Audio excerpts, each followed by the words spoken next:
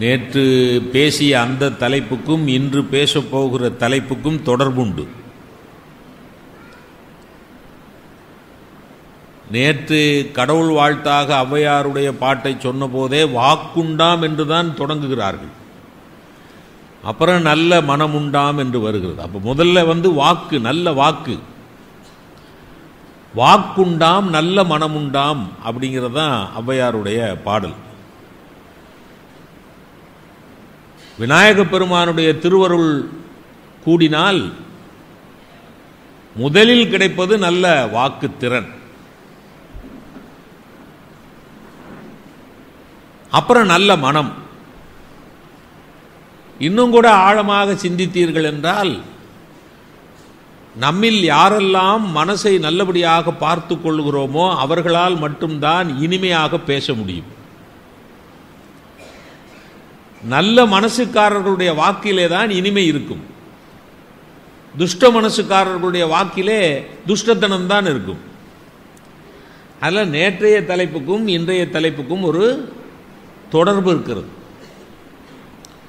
நம்முடைய வாக்கினிலே இனிமை வேண்டும் என்று சொன்னால் அதற்கு அடிப்படை நாம் நம்முடைய மனதை சௌக்கியமாக சௌகரியமாக வைத்துக் கொள்ள வேண்டும். நம்ம மனசில் சௌக்கியம் இல்லை, நம்ம மனசு டிஸ்கம்ஃபர்ட்னு ஆங்கிலத்தில் சொல்கிறானே, மனசு சௌகரியமாக இல்லை. நம்ம எல்லாரும் உடம்பு சௌகரியத்தை தான் எதிர்நோக்கிறோம். வெயில் காலமாக இருந்தால் ஏசி போட்டுக்கணும், குளிர்காலமாக இருந்தால் ஹீட்டர் போட்டுக்கணும், வீட்டில் அம்மி அரைக்காமல் மிக்சி வேணும். எங்கள் மனைவியார் ஒரு இந்த கிரைண்டர் வந்தது இல்லையா, கிரைண்டர் முதல்ல வந்தது, பெருசாக இருக்கும். அந்த குழவி கல் இவ்வளோ பெருசாக இருக்கும், டடங் டடங் டடங் டடங்னு ஆடும். ரொம்ப ஹெவியாக இருக்கும். அந்த குழவி கல்லை தூக்கி கழுவுறதே கஷ்டம். அவ்வளவு பெண்களுடைய பலத்தை சோதிக்கிறதுக்காகவே அவ்வளவு பெரிய குழவி கல் போட்டான். அதை வாங்கி கொடுங்கன்னா, எத்தனை நாள் தான் நான் உரல்லையே ஆட்டுறது அப்படின்னா, சரி நம்ம சம்பாதிக்கிறதெல்லாம் சம்சாரத்துக்காகத்தானே. சம்சாரத்தை சம்பாதித்தது தப்பே ஒழிய, சம்பாதிக்கிறதெல்லாம் சம்சாரத்துக்கு தானே அப்படின்னு அதை வாங்கி கொடுத்துட்டேன். ஒரு 2 வருஷம் கழிச்சு மனுஷன் என்ன பண்ணா, அறிவை உபயோகப்படுத்தி குழவிக்கல்லை சின்னதாக்கி அந்த கிரைண்டரையும் சின்னதாக்கி அப்படியே கவுக்குற மாதிரி, அதாவது வலிச்சு எடுக்காமல், அதுக்கு என்ன சொன்னாங்க, டில்ட்டிங் கிரைண்டர் அப்படின்னா. டில்ட்டிங் கிரைண்டர் அப்படின்னா அதாவது அது அந்த குழவிகளெல்லாம் எடுத்து கழுவுறதெல்லாம் கஷ்டமாமா. அந்த மாவுலாம் பயங்கர கடினமாக இருக்கும் இல்லையா, அதனால அதை வலிச்சு எடுக்கிறது கஷ்டமாமா. அதனால அதுக்கு அப்படியே கவுத்தா அதனால அதையும் வாங்கி கொடுத்தேன். பாருங்க, அப்படியே கவுத்தா கிரைண்டர் வாங்கி கொடுத்தேன். அதுக்கு பேர் டில்ட்டிங் கிரைண்டர்னாங்க. அதுக்கப்புறம் இன்னொன்று மாடல் வந்தது. அது என்னதுமா, என்னப்பா, டேபிள் டாப் அப்படின்னு ஏதோ ஒன்று வந்தது. அது வாங்கண்ணா, அது வாங்கணும். இப்போ பெரியோர்களே, அம்மாப்பேட்டையில் இருக்கக்கூடிய அருமை ஆன்மீக பெருமக்களே, எங்கள் வீட்டில் 3 கிரைண்டர் இருக்கு. தினம் சாயங்காலம் கோயிலுக்கு வரையில் 15 ரூபாய்க்கு மாவு கடையில் வாங்கிட்டு வரேன். அது அப்படியே 3 இருக்குது சார், வாங்கிட்டு வந்துருங்கன்னா வாங்கிட்டு வந்துரு. இதெல்லாம் எது அப்படின்னு சொன்னால், இந்த உடம்பை சௌகரியமாக வச்சுக்கணும். இந்த உடம்பை சௌகரியமாக வச்சுக்கிறதுக்கு முயற்சி பண்ணுறோமே ஒழிய, மனசை சௌகரியமாக வச்சுக்கிறதுக்கு என்ன செய்கிறோம்? மனசை எப்படி சௌகரியமாக வச்சுக்கலாம்? நல்ல இலக்கியங்களை வாசிப்பது, இது மாதிரி நல்ல கூட்டங்களை கேட்பது, நல்ல ஆன்மீக பெருமக்களோடு கலந்துரையாடுவது. சத் சங்கம் பாருங்க, நம்ம இந்து மதத்தில் சத் சங்கம் அப்படின்னா, சத் சங்கம்னா என்ன? நல்லாரோடு இணங்கி இருப்பது. ஔவையார் பாணியில் சொன்னா சத் சங்கத்துக்கு என்ன டெஃபினிஷன்? நல்லாரோடு இணங்கி இருப்பது. நல்லாராக இருக்கக்கூடிய சபையில் நல்ல வார்த்தை தானே வரும், மோசமான வார்த்தை வராது இல்லையா? அப்ப சத் சங்கத்தினுடைய நோக்கமே இனிமையான வார்த்தைகள் தான். அப்ப அந்த சத் சங்கத்துக்கு போறது, நல்ல திருக்கோயிலுக்கு போய் வழிபாடு செய்வது, நல்ல நண்பர்களோடு நல்ல திரைப்படங்களை பார்ப்பது, நல்ல திரைப்படங்கள் பார்ப்பது, இதெல்லாம் மனசை சௌகரியமா வச்சுக்கிறதுக்கு, மனசை சௌக்கியமா வச்சுக்கிறதுக்கு. நம்ம உடம்பு சௌக்கியமா வச்சுக்கணும், உடம்பு சௌகரியமா வச்சுக்கணும், கார்ல போகணும், ஏசி போட்டுக்கணும், மனசு சௌகரியமா வச்சுக்கணும்ல. நம்மள எத்தனை பேர் அதுக்கு முயற்சி பண்றோம்? இன்னைக்கு செய்தியா எழுதி வச்சுக்கோங்க, மனம் சௌக்கியம் இருந்தால்தான், மனம் சௌகரியமா இருந்தால்தான் நல்ல இனிமையான வார்த்தைகளை பேச முடியும். என் மனசுக்குள்ள அசௌகரியம் இருந்ததுன்னா, என் மனசுக்குள்ள சௌக்கியம் இல்லைன்னா, யாராவது வந்து அண்ணே வணக்கம், வணக்கம் தானேயா சொன்னேன், உன்ட கேட்டனா வணக்கம் கேட்டனா, போடா நானே பொசுங்கி போய் கிடக்குறேன், அவன் அப்போவாது போய் தொலைகிறானா, என்னண்ணே உங்களுக்கு என்னண்ணே அவ்வளவு கஷ்டம், செத்து போடா.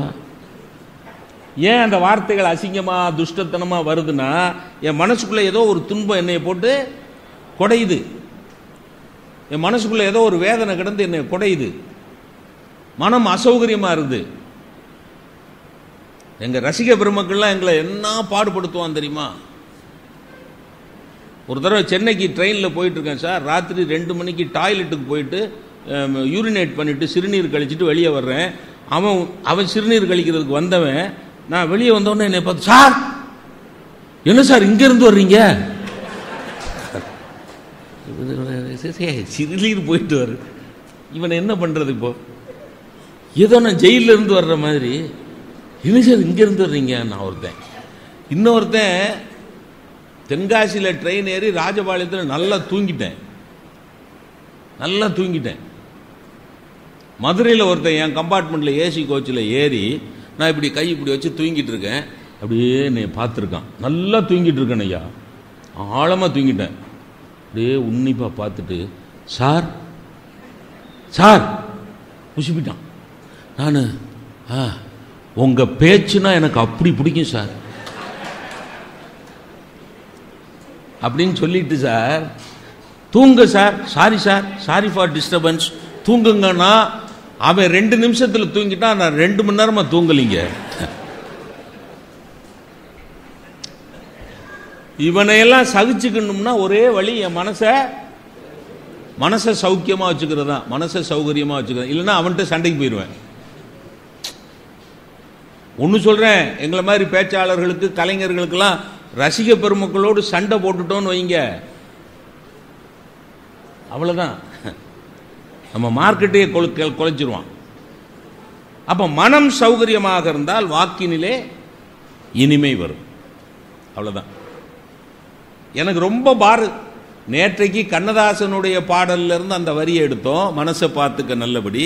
இன்னைக்கு பாரதியாருடைய பாடல்ல இருந்து இந்த வரியை எடுத்திருக்கோம். உங்களுக்கு அந்த வரி ஞாபகம் இருக்குன்னு நினைக்கிறேன். மனதில் உறுதி வேண்டும், வாக்கினிலே இனிமை வேண்டும், நினைவு நல்லது வேண்டும், நெருங்கின பொருள் கைப்பட வேண்டும். இதுதான் 4 வரி. இதுல 2வது வரி தான் வாக்கினிலே இனிமை வேண்டும். முதல்ல அவர் எதை சொல்றாரு? மனதில் உறுதி வேண்டும். எனக்கு பாரதியாரை ஏன் பிடிக்கும் தெரியுமா? அவன் ஒருத்தன் தான் அத்தனை அசௌகரியங்களுக்கு மத்தியில் வாழ்ந்து கொண்டு மனசை சௌகரியமா வச்சுக்கிட்ட ஒரே கவிஞன் பாரதி தான். அத்தனை அசௌகரியங்கள், சாப்பாட்டுக்கு வழி கிடையாது, நல்ல துணிமணி கிடையாது சார். என்னமா அவனுக்கு வாட்ச பஞ்சாதி நல்ல பஞ்சாதியா வாச்சதுனால, செல்லம்மா பாரதி வாச்சதுனால அவன் கதை ஓடிச்சு. இல்லைன்னா பாரதி கதை கந்தலா இருக்கும். அந்த அம்மா பொண்ணு போல இருந்ததுனால சரியா போயிடுது. அத்தனை சென்னைக்கும் புதுச்சேரிக்கும் ஷண்டிங் அடிக்கிறாங்க.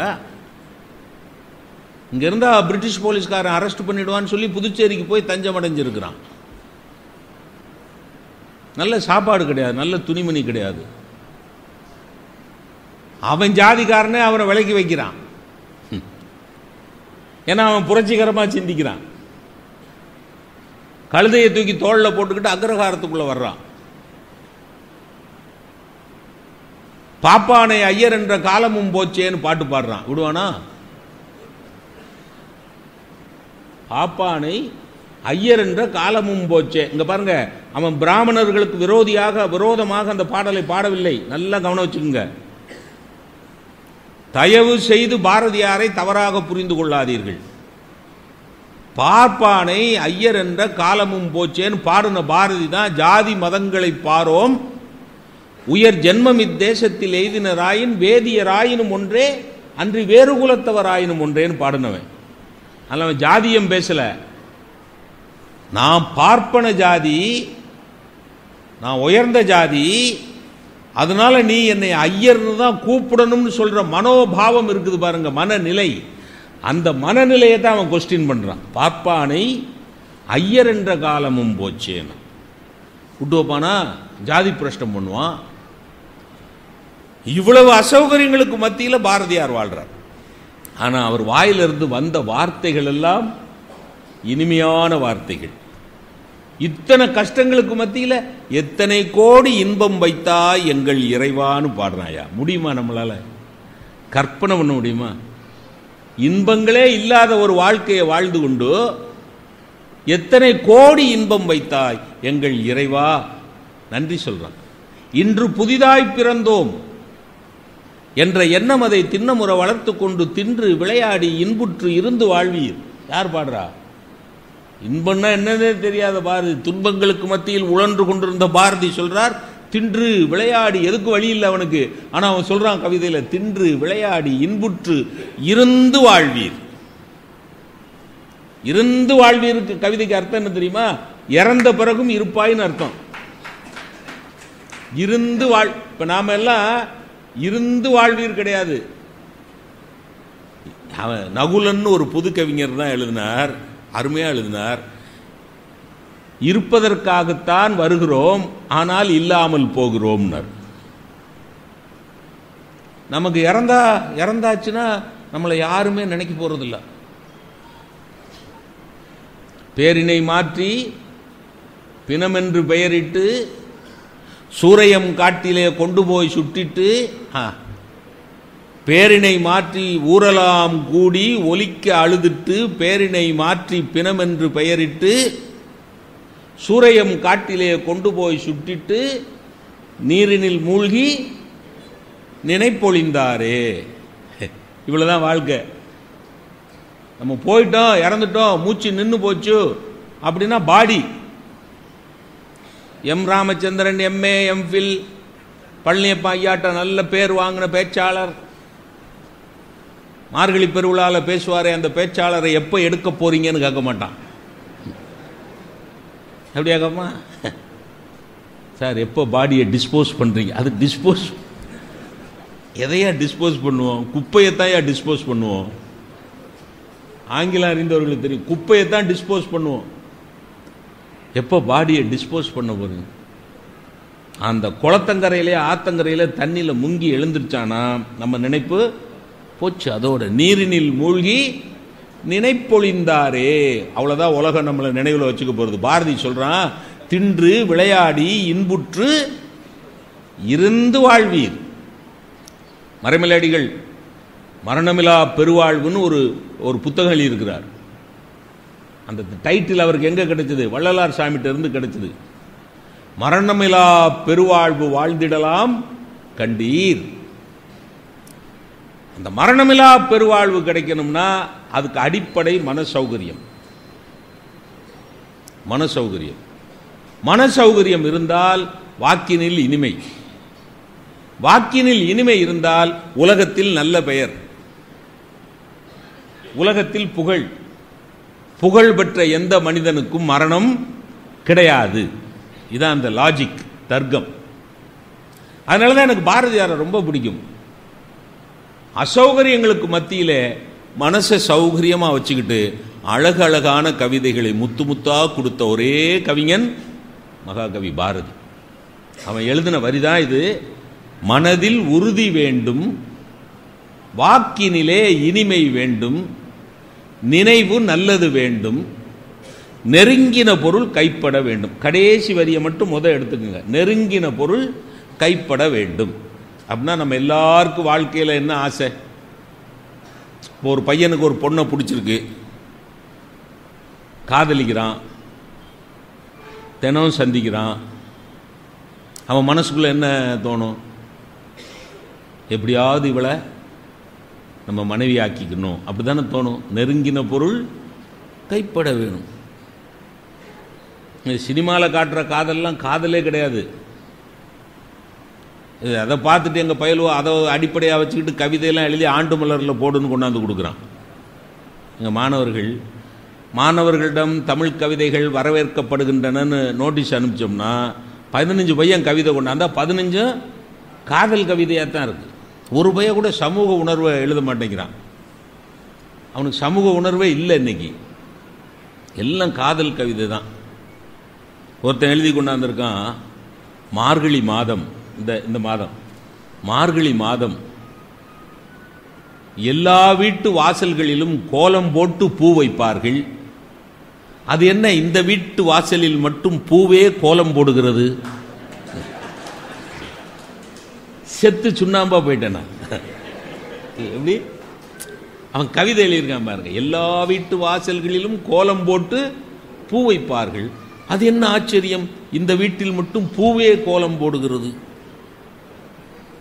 பொங்கல் அன்னைக்கு அவன் அத்தை மக கரும்பு தின்னுக்கிட்டு இருக்காளாம். ஒருத்தன் எழுதி கொண்டாந்துருக்கான். அவன் அத்தை மக ஒருத்தி வந்திருக்கா, பொங்கல் அன்னைக்கு வந்துட்டாள் ஐயா. இவன் பொங்கணுங்கிறதுக்காகவே அவன் வந்திருக்கிறா. வந்துட்டான். இவன் எழுதுறான், இது என்ன, கரும்பே கரும்பு திங்கிறது. இவெல்லாம் உருப்படுவான்னு நினைக்கிறீங்களா? இது என்ன, கரும்பே கரும்பு திங்கிறது அப்படிங்கிறான் ஒருத்தன். இன்னொருத்தன், அடியே பரிமளா, பேர்லாம் சொல்லி, உன்னிடம் நான் என்ன சொன்னேன்? உன்னை காதலிப்பதாகத்தானே சொன்னேன். அதற்காக ஏனடி காலில் கிடந்ததை எடுத்து காண்பித்தாய்? செருப்பை கழட்டி காமிச்சிருக்கா. இவன் போய் ஐ லவ் யூன்னு சொல்லியிருக்கா. சொன்ன உடனே அவன் செருப்பை கழட்டி, அதுக்கு கவிதை எழுதியிருக்காயா, கண்ணே பரிமளா, உன்னிடத்தில் நான் என்ன அடி சொன்னேன்? உன்னை காதலிப்பதாகத்தானே சொன்னேன். அதற்காக ஏனடி காலில் கிடந்ததை எடுத்து காண்பித்தாய்? ஓஹோ, செருப்பும் காதலின் சின்னம் தானே. எங்கேயாவது இப்படி கவிதை கேட்டிருக்கீங்களா? செருப்ப காதல் சின்னம்னு எவனாவது இதுவரைக்கும் எந்த கவிஞனாவது சொல்லியிருக்கானா? அன்னப்பச்சியை சொல்லியிருக்கான், ரோஜா பூவை சொல்லியிருக்கான், தாமரை பூவை சொல்லியிருக்கான், நிலவை சொல்லியிருக்கான். செருப்பும் காதலின் சின்னம் தானே. அடுத்து எழுதுனா பாருங்க, என் பையன் என்கிட்ட படிச்ச பையன்ல, என்கிட்ட படிச்ச பையன்ல. அப்புறம் அவன் எப்படி எழுதுவான்? செருப்பும் காதலின் சின்னம் தானே, ஒன்றை பிரிந்தால் இன்னொன்று வாழ முடியாதல்லவா.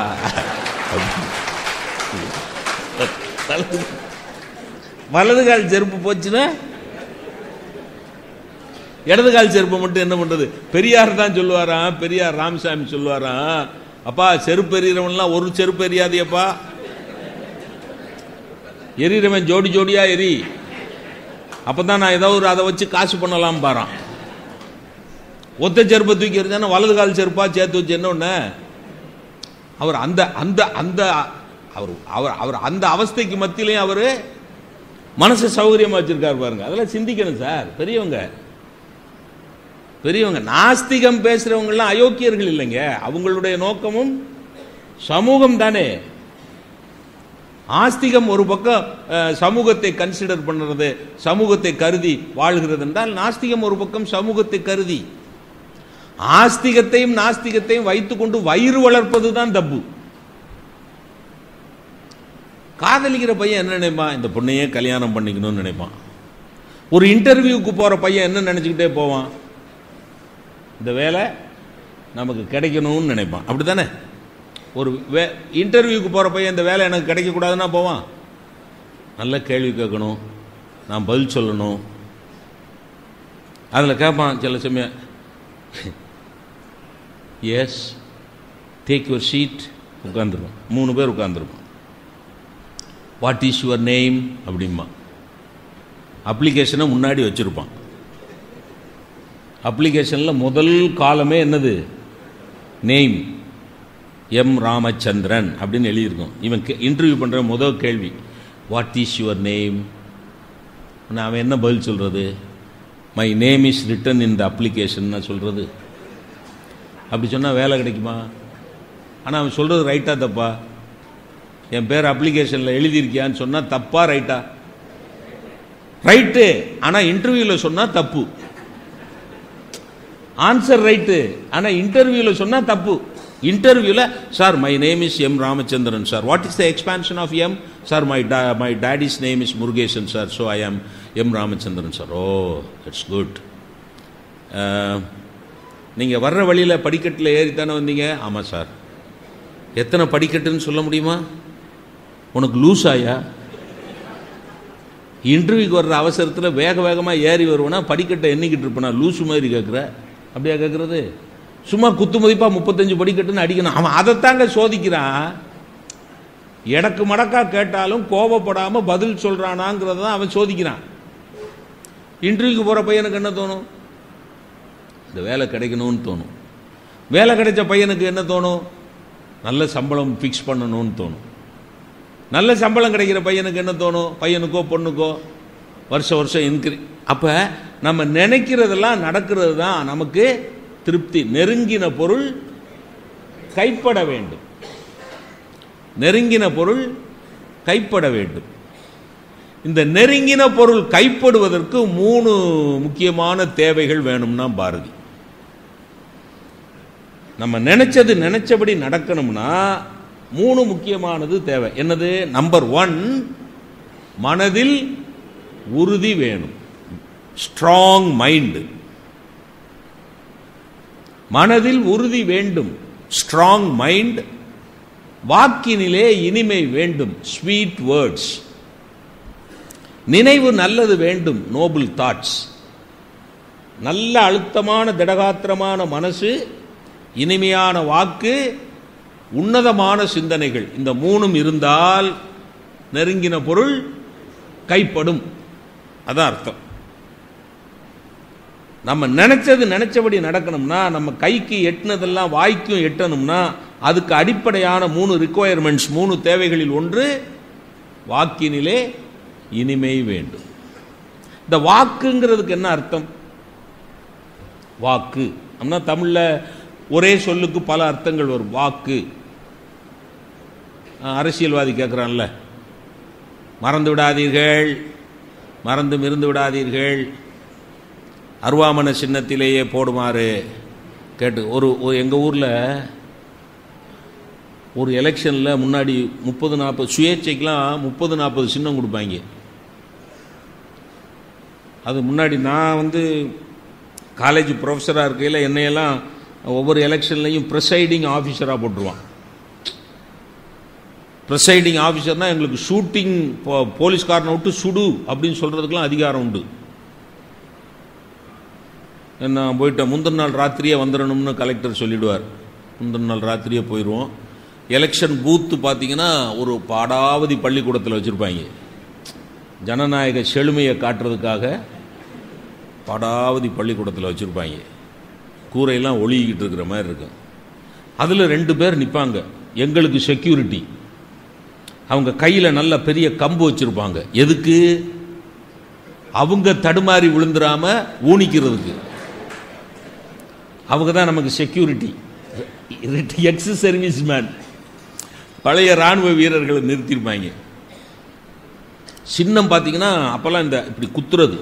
இப்போ இவிஎம் கிடையாது.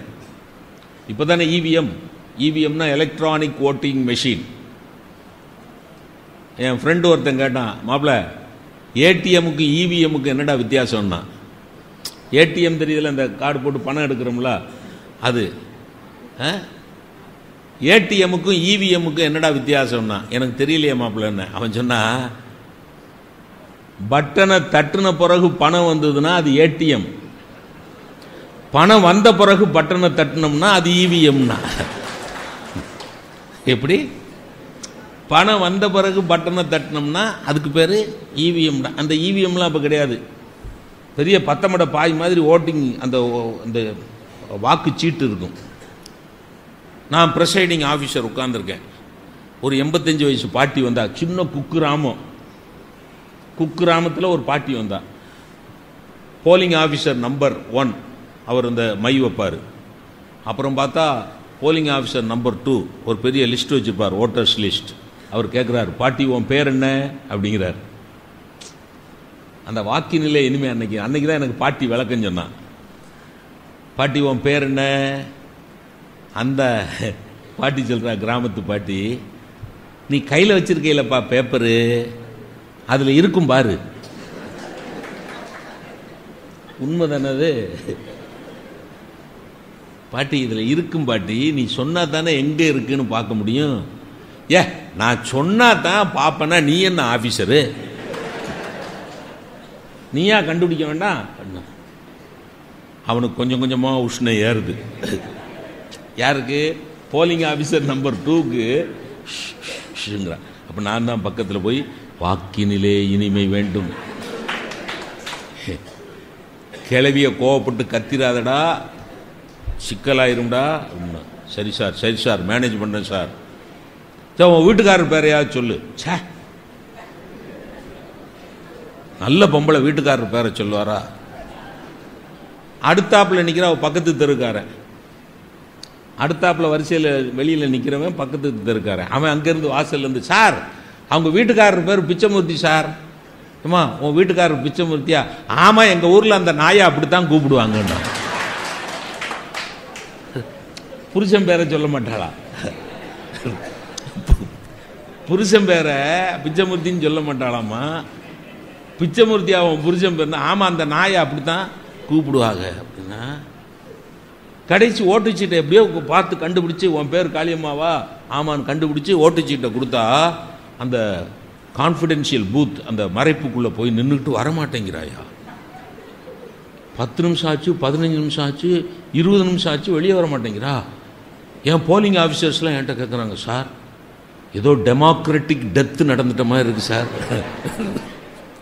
உள்ளுக்கே போய் ஓட்டுச்சீட்லேயே மண்டையை போட்டாலோ என்னளவோ தெரியலையே சார், எட்டி பாருங்கன்னா. மற்றவங்களாம் எட்டி பார்க்கக்கூடாது, நான் தான் ப்ரிசைடிங் ஆஃபீஸர் தான் எட்டி பார்க்கலாம். அப்படி எட்டி பார்த்தா அந்த பாய் மாதிரி இருக்கிற ஓட்டுச்சீட்டை விரித்து வச்சுக்கிட்டு அப்படி சீலை பிடிச்சிக்கிட்டே நிற்கிறாயா. நான் மெதுவா, பாட்டி குத்திட்டியா குத்திட்டியா, நிறைய கியூ நிற்கிது பாட்டி, சீக்கிரம் வா, குத்திட்டியா அப்படின்னு திரும்பி, ஏன் வேன்னு கத்துற? யார் என்ன? ஏன் வேன்னு கத்துற? 35 சின்ன இருக்கு, 34 குத்தி இருக்கேன், இன்னொன்று குத்தணும்லன்னா. ஓட்டு போட்டா இல்லை, போடாட்டி இல்லை. அந்த சீட்டுக்கு பேர் என்ன? அந்த சீட்டுக்கு பேர் என்ன? வாக்குச்சீட்டு. அது வேற வாக்கு. எனக்கே வாக்களியுங்கள்னா எங்கள் வீட்டுக்கு பக்கத்து வீட்டு பாட்டி கேட்டா, அவனை கண்ணாடி போட்டு இப்படி பார்த்துட்டு, எனக்கே ஓட்டு போடு பாட்டி, எனக்கே வாக்களிக்கணும் பாட்டு. அப்படி பார்த்துட்டு அவர் வாக்கியம் சொன்னா, ஏப்பா கை கால் நல்லா தானப்பா இருக்கு, உழைச்சி சாப்பிடலாம்ல. எவ்வளவு பெரிய தத்துவம் சார், எவ்வளவு பெரிய ஜனநாயக தத்துவத்தை ஒரு கிளவி, படிப்பறிவு இல்லாத கிளவி அப்படி போற போக்கில் அடிச்சு விட்டு போற. கை கால் நல்லா தானடா இருக்கு, உழைச்சி சாப்பிடலாம்னா என்ன அர்த்தம்? வாக்குச்சீட்டை வாங்கிட்டு ஓட்டு வாங்கி ஜெயிச்சு எம்பியா எம்எல்ஏயா போற எவனும் உழைக்கிறது இல்லைன்னு அர்த்தம். அதான் கிளவி சொல்றா. அது ஒரு வாக்கு. இன்னொன்னு, நான் வாக்கு கொடுத்துட்டேன். அப்பா சொல்றாரு, நான் வாக்கு கொடுத்துட்டேன், என் தங்கச்சி பொண்ணை தான் நீ கட்டிக்கணும். அவன் மவன், யாரை கேட்டு வாக்கு கொடுத்தீங்க? உன்னை கேட்கணும்னு அவசியம் இல்லை. உன்னை அவன், உங்க தங்கச்சி பொண்ணை கட்டணும்னு எனக்கும் அவசியம் இல்லை. அப்ப வீட்டை விட்டு வெளியே போ. உன்னை அவன் சொத்தை எழுதி கொடு, எல்லாம் நான் சம்பாதிச்சது. இவர், நான் வாக்கு கொடுத்துட்டேன், அது ஒரு வாக்கு. அதெல்லாம் இந்த லிஸ்ட்ல வராது. இது என்னன்னா, நம் வாயிலிருந்து வரக்கூடிய வார்த்தைகளுக்கு ஒரு அர்த்தத்தை கொடுக்கிற போது, அர்த்தமில்லாத வார்த்தைகளை நிறைய நேரம் பேசுறோம், அது ஞாபகம் வச்சுங்க, அது வாக்காகாது. நாம அர்த்தமில்லாம பேசுற வார்த்தைகள் வாக்கு ஆகாது. எப்பொழுது நம்முடைய வார்த்தைகளுக்குள்ளே ஒரு அர்த்தம் சேர்கிறதோ அப்ப அது வாக்கு. அந்த வாக்கை தான் இனிமையா இருக்கணும்னார் பாரதி. பைத்தியக்காரன் கூட பேசிக்கிட்டே தானங்க இருக்கான். ரோட்டில் பார்த்துருக்கீங்களா எத்தனை பைத்தியக்காரங்க? எங்களையே பல பேர் பைத்தியக்காரங்க தான் சொல்கிறான். மேடையில் பேசுகிறாரு, அவங்க கீழே பேசுகிறாங்க, பேசிக்கிட்டே தான் இருக்கான். பேசுறதெல்லாம் வாக்காகாது.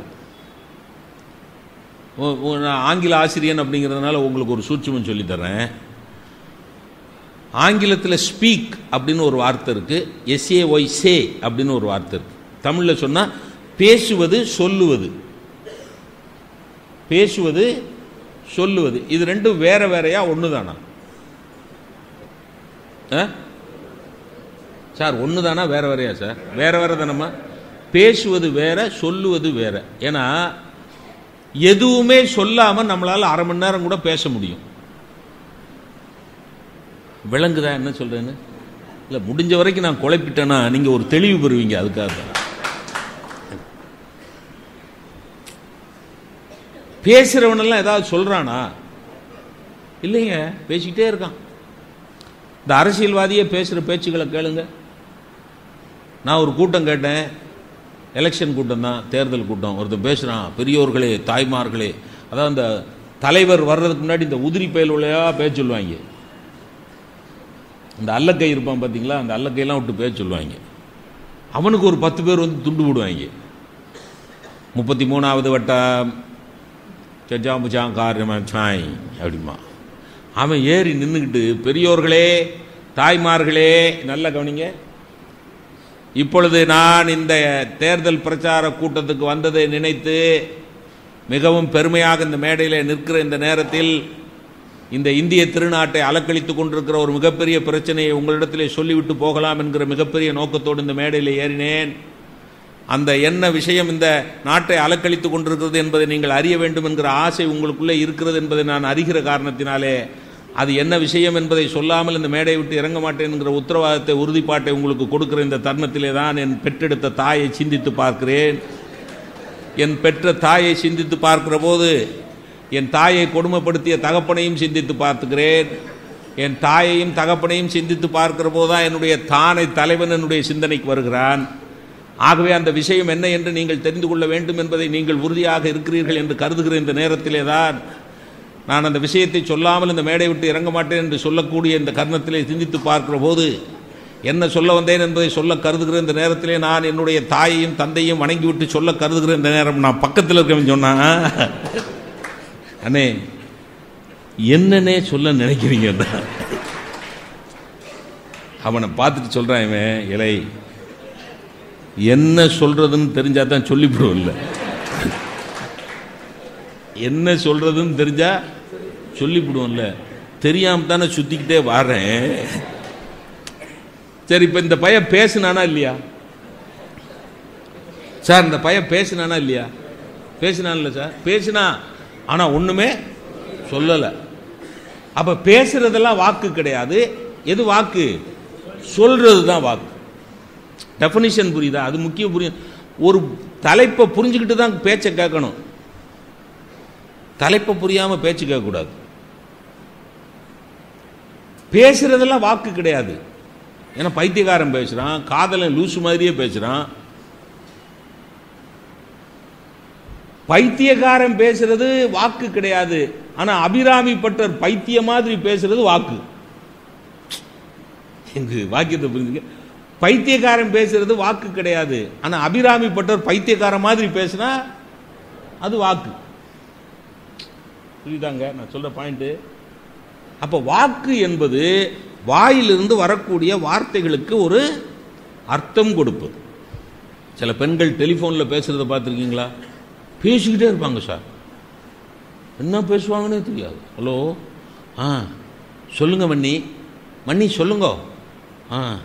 அப்படியா, அண்ணா வந்துட்டாரா? வந்துட்டார்.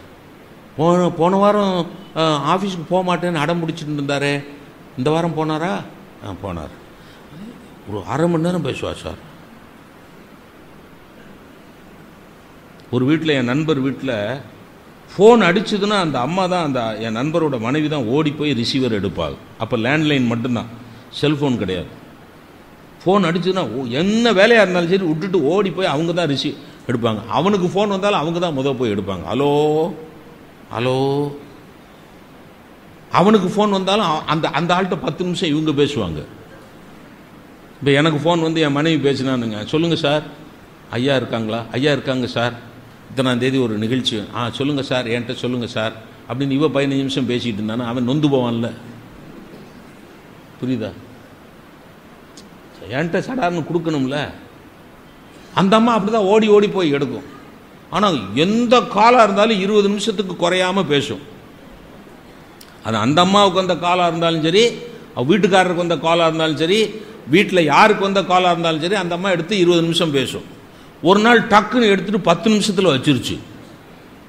புருஷங்காரன் அதிர்ந்து போய், கண்ணே என்னம்மா பொதுவாக 20 நிமிஷம் பேசுவ 10 நிமிஷத்தில் வச்சுட்ட அப்படின்னு. அது ராங் காலுங்க, நம்ம வீட்டுக்கே இல்லை அந்த காலு, அதை 10 நிமிஷம் பேசியிருக்காள் ஐயா. இவ பேசுறதெல்லாம் வாக்கு ஆகுமா? அப்ப பேசுவது வாக்கு அல்ல, சொல்லுவது தான் வாக்கு. அந்த வாக்கினிலே இனிமை வேண்டும்.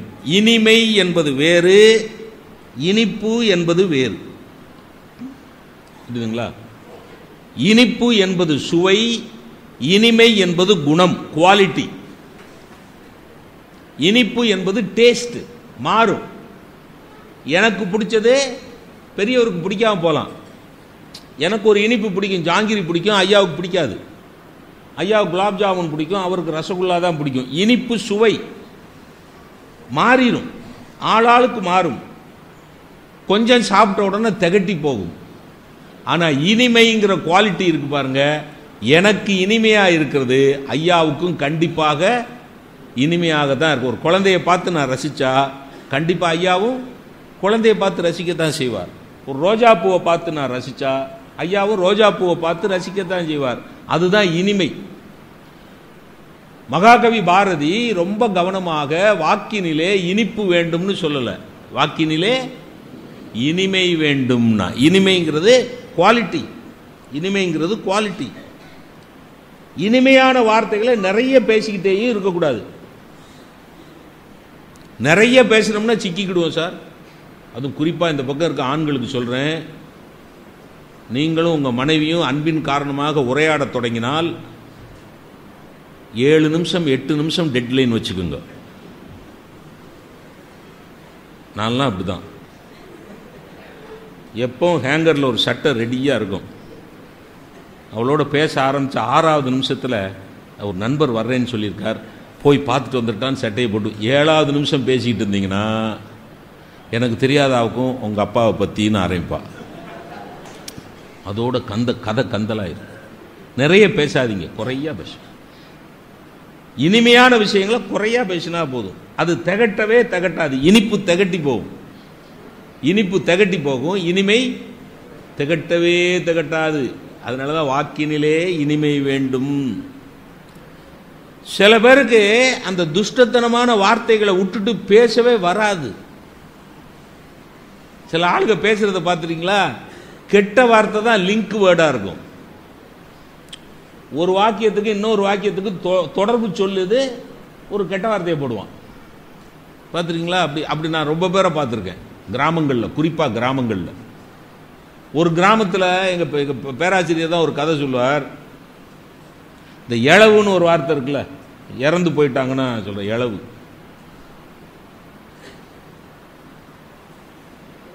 ஒரு கிராமத்தில் எதுக்கு எடுத்தாலும் இளவு இளவுன்னு இருக்கான். இளவு எங்கடா போற? விடுங்க மாமா, இளவு கோயிலுக்கு போறேன். இளவு கோயிலுக்கா? அப்படிமா ஒரு கோயில் இருக்கும். ஒருத்தன் பத்திரிக்கை எடுத்துட்டு வந்து, அண்ணே என் மூத்த மகனுக்கு, அதானே என் மூத்த மகனுக்கு கல்யாணம் வச்சிருக்கேனே, நீங்க கண்டிப்பா வரணுண்ணே. அவன் பத்திரிக்கை வாங்கி, ஓ மூத்த மகனுக்கு இளவு கல்யாணமா? கல்யாணம் இளவா? இப்படியே சொல்லிக்கிட்டே இருந்திருக்காங்க ஊரு பூரா. அது பக்கத்து வீட்டுக்காரங்க, பக்கத்து ஊருக்காரங்களாம் வந்து கண்டிச்சிருக்காங்க. கண்டிச்ச உடனே அதை மாற்றணும். இனிமேல் வந்து இளவுங்கிற வார்த்தையை சொல்லக்கூடாது நம்ம கிராமத்தில்.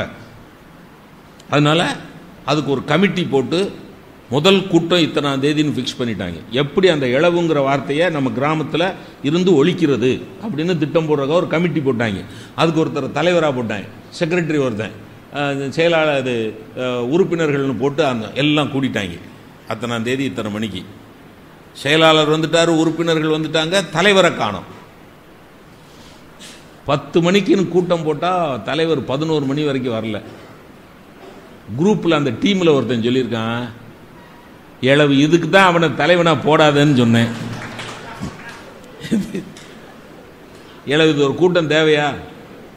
இப்போ இந்த ஊர்ல இருந்து இளவுங்கிற வார்த்தையை எடுக்க முடியும். இளவுங்கிற வார்த்தையை எடுத்தெறிகிறதுக்காக போட்ட கூட்டத்திலேயே 10 இளவு சொல்றாங்க. சிலருக்கு நீங்க இந்த தங்கவேலு பழைய படத்தில் ஒரு வாசகம் சொல்லுவார் மனைவியை பார்த்து, ஒன்று என்ன சோப்பு போட்டு குளிப்பாட்டினாலும் நீ வெள்ளையாக மாட்டடி அப்படிம்பார் சரோஜாவை பார்த்து.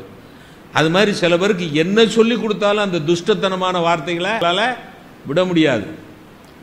அவர்களும் நல்லது பேசிவிட்டால், இப்ப அதுதான் திருக்குறள், துஷ்டர்களும் இனியவை பேச ஆரம்பித்து விட்டால் அல்லவை தேய அறம் பெருகும் நல்லவை நாடி இனிய சொலின். எல்லா கெட்டதும் மறைஞ்சு போயிடும், அல்லவை தேஞ்சு போயிடும், அறம் பெருகி வரும். எப்போ எப்போ நல்லவை நாடி இனிய சொலின், இனிய வார்த்தைகளை சொல்லணும். அந்த இனிய வார்த்தைகளுக்கு ஒரு நோக்கம் இருக்கணும். அந்த நோக்கம் என்ன? இந்த நாட்டுக்கும் உலகுக்கும் நல்லது நடக்கணுங்கிறது நோக்கம். நல்லவை நாடி இனிய சொன்னால் அல்லவை தேய்ந்து அறம் பெருகும் அப்படின்னு திருக்குறள் எழுதினார்.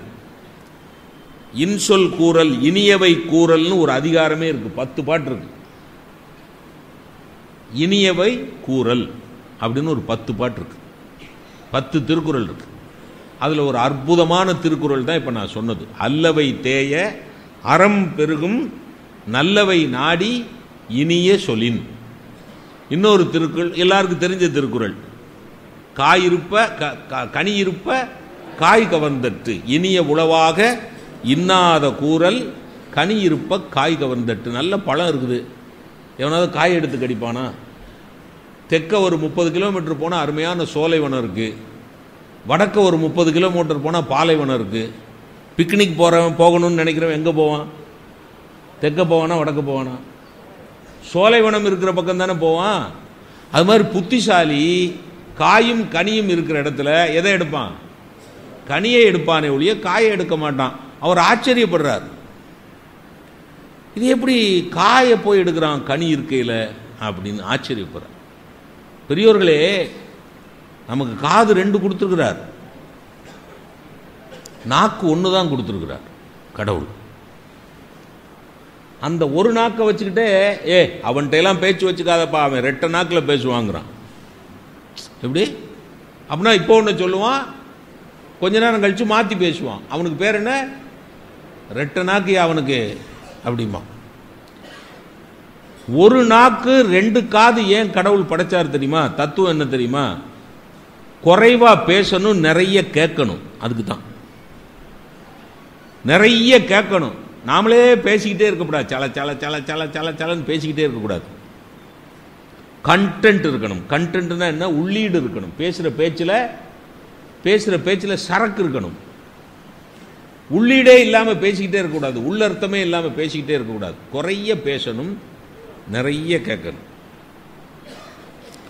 இந்த உடம்புல இருக்கிற வேற எந்த உறுப்பாவது எப்பவும் ஈரமா இருக்கா? புரியுதா என்ன கேட்குறேன்னு? கண்ணில் கண்ணீர் வந்தா தான், அழுக வந்து கண்ணீர் வந்தா தான் கண்ணு ஈரமாகும். காதில் ஏதாவது நோய் வந்து சீழ் பிடிச்சாதான் காது ஈரமாகும். ஜலதோஷம் பிடிச்சாதான் மூக்கு ஈரமாகும். இந்த முகத்தை வேர்த்து வடிஞ்சாதான் தலை ஈரமாகும். அப்ப தலை எப்பவுமே ஈரமா இருக்கிறதுல, காது எப்பவுமே ஈரமா இருக்கிறதில்ல, மூக்கு எப்பவுமே ஈரமா இருக்கிறதில்ல. ஆனா கடவுள் இந்த நாக்கை மட்டும் எப்பவுமே ஈரமாவே வச்சிருக்காரு. என்ன காரணம் தெரியுமா?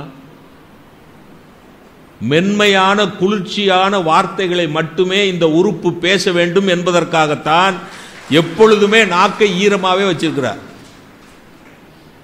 அந்த நாக்கு சாப்பிட்றதுக்கு மட்டுமல்ல, சமத்காரமாக இனிமையாக பேசுவதற்கும் பயன்படக்கூடிய ஒரே உறுப்பு நாக்கு தான்.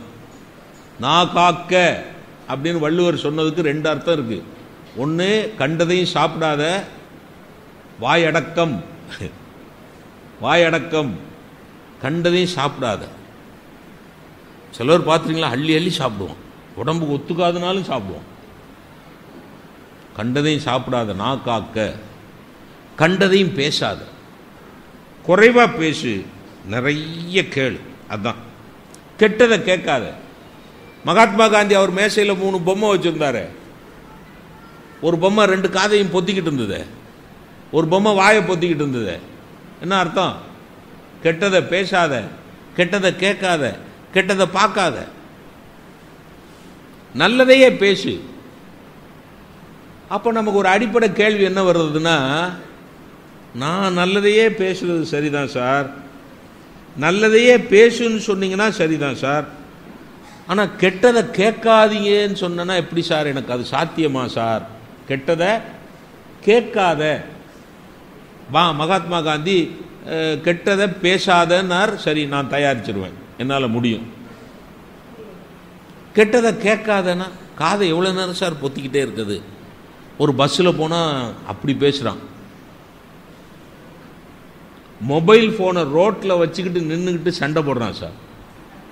பார்த்துருக்கீங்களா? அப்படி ஏதோ எதிரில் ஆள் இருக்க மாதிரி வச்சுக்கிட்டு ரொம்ப பார்த்துக்க. ஆமாம், என்ன சொல்லுவேன் தெரியுமா?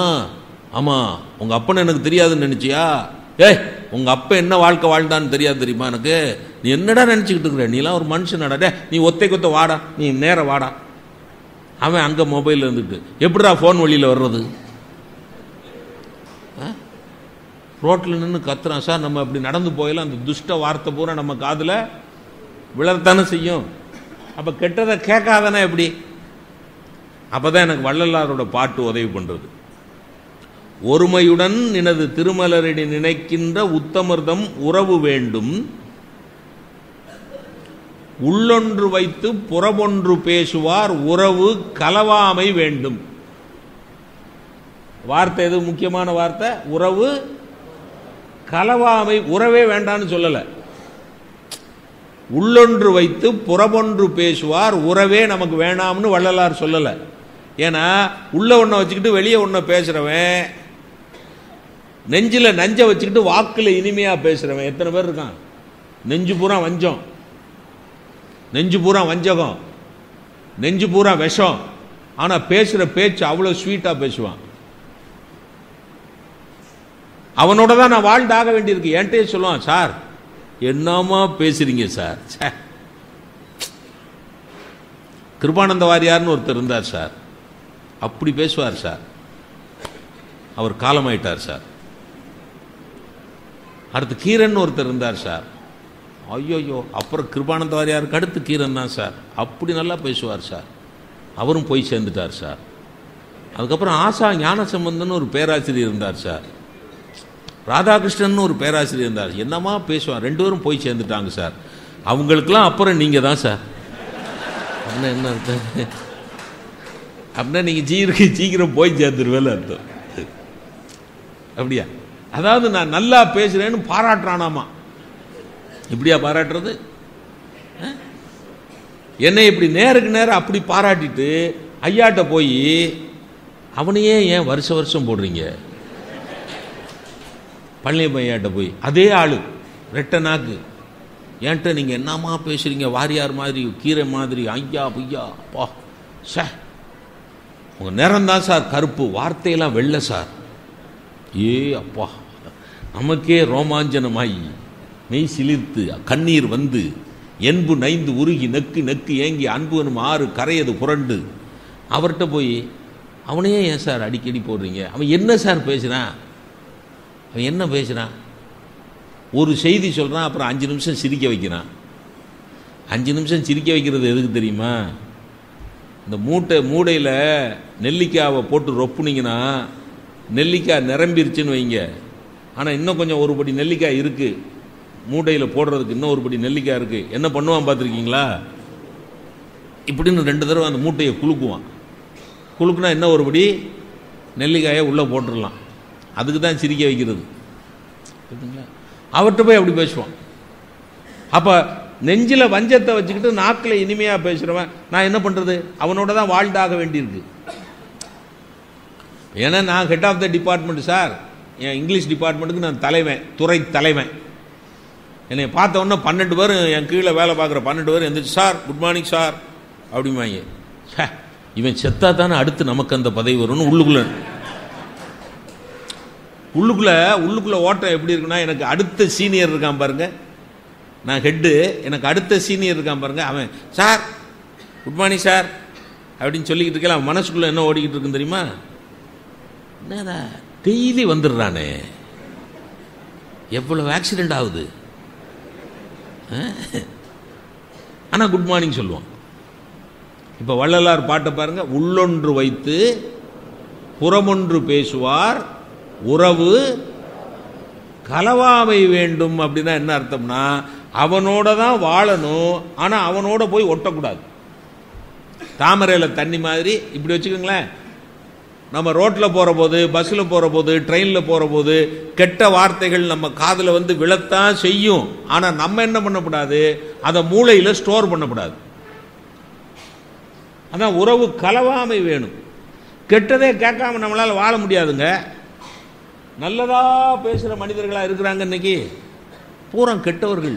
உங்களுக்கு ஒரு விஷயம் சொல்லிட்டா, நீங்கள் வேணா நாளைக்கு பேப்பர் எடுத்துக்கங்க,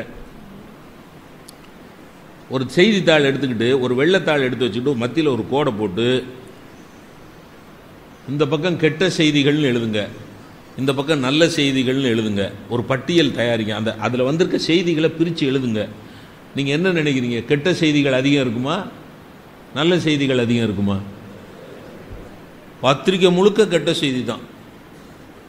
நல்ல செய்தியாக இருந்ததுன்னா ஒரு ஓரமாக ஒரு சின்னதாக போட்டிருப்பான். கெட்ட செய்தினா கொலை நடந்துருச்சா, அது யாரு ஒரு மவளை கொண்டாளே ஒருத்தி, இப்போ சமீபத்தில் ஷீனா போரான்னு ஒரு பொண்ணை, இந்திரா, அதை எத்தனை நாளாக போட்டாங்க தெரியுமா? எப்படி கொன்னா, அவளுக்கு எத்தனை புருஷன், முதல் புருஷன் யாரு, ரெண்டாவது புருஷன் யாரு, அவள் முதல் புருஷனோட அட்ரஸ் என்ன, ரெண்டாவது புருஷனோட அட்ரஸ் என்ன, அவள் முதல் புருஷனோட எந்த ஹோட்டலுக்கெல்லாம் போனான், ரெண்டாவது புருஷனோட எந்த ஹோட்டலுக்கு போனான், ஏன் முதல் புருஷனோட போன ஹோட்டலுக்கு ரெண்டாவது புருஷனோட போல. எனக்கு எதுக்குடா இதெல்லாம், எனக்கு எதுக்கு இதெல்லாம், எனக்கு எதுக்கு? இந்த கெட்ட சிந்தனை உள்ளவன் வாயிலிருந்து கெட்ட வார்த்தைகள் தான் வரும். ஆனா வேற வழியில் அவனோட தான் நான் வாழ்ந்தாக வேண்டியிருக்கு. பாவலா காட்டுறவனோட தான் நான் வாழ்ந்து ஆக வேண்டியிருக்கு. உள்ளொன்று வைத்து புறமொன்று பேசுகிறவனோட தான் நான் வாழ வேண்டி இருக்குது. ஆனா அவனோட என்ன ஆகக்கூடாது, ஒட்டிடக்கூடாது, அவனை ஃபாலோ பண்ணிடக்கூடாது, அவனோட சேர்ந்து வாழணும்னு ஆசைப்பட்டுறக்கூடாது. புரியுதுங்களா? கெட்டாரை காண்பதும் தீது, தீயாரை காண்பதும் தீது. விலகி விலகி இருக்கணும். இந்த பக்திங்கிறதே, நம்ம கோயிலுக்கு போறோமே, சாமி கும்பிடுறோமே, அந்த பக்திங்கிறதே எதுக்கு தெரியுமா? நம்ம எல்லாருமே போய் இறைவன்கிட்ட முதல்ல வேண்ட வேண்டிய விஷயம் என்ன தெரியுமா? பகவானே, என் நாக்கில் துஷ்டத்தனமான வார்த்தைகள் புறப்படாம காப்பாத்து பகவானேன்னு தான் கும்பிடணும். முதல் பிரார்த்தனை அதை. அப்புறம் பொண்ணு கொடு, பொருள் கொடு, எல்லாம் அப்புறம். முதல்ல கேட்க வேண்டியது, கடவுளே, துஷ்டத்தனமான வார்த்தைகள் என் வாயிலிருந்து வரக்கூடாது அப்படின்னு வேண்டுங்க. அது திருமூலர் சொல்லி கொடுத்தார் நமக்கு. திருமந்திரத்தில் திருமூலர் சொல்லி கொடுத்தார். அருமையான வரி, எல்லாருக்கும் தெரிஞ்ச வரி தான். யாவர்க்குமாம் இறைவர்க்கு ஒரு பச்சிலை. சும்மா ஒரு பச்சை இலையை கிள்ளி போட்டால் போதும், பகவான் சாந்தமாயிருவார். நம்ம ஆகா ஓகோன்னெலாம் பூஜை பண்ண வேணும்னு அவசியம் இல்லை, தங்கத்தேர்லாம் இழுக்கணும்னு அவசியம் இல்லை, பாலாபிஷேகம் நெய்யாபிஷேகம்லாம் செய்யணும்னு அவசியமே கிடையாது. என்ன செஞ்சால் போதும், ஆத்மார்த்தமா மனதில் சிந்திச்சு ஒரு பச்சை இலைய. நம்ம என்ன பண்றோம் தெரியுமா?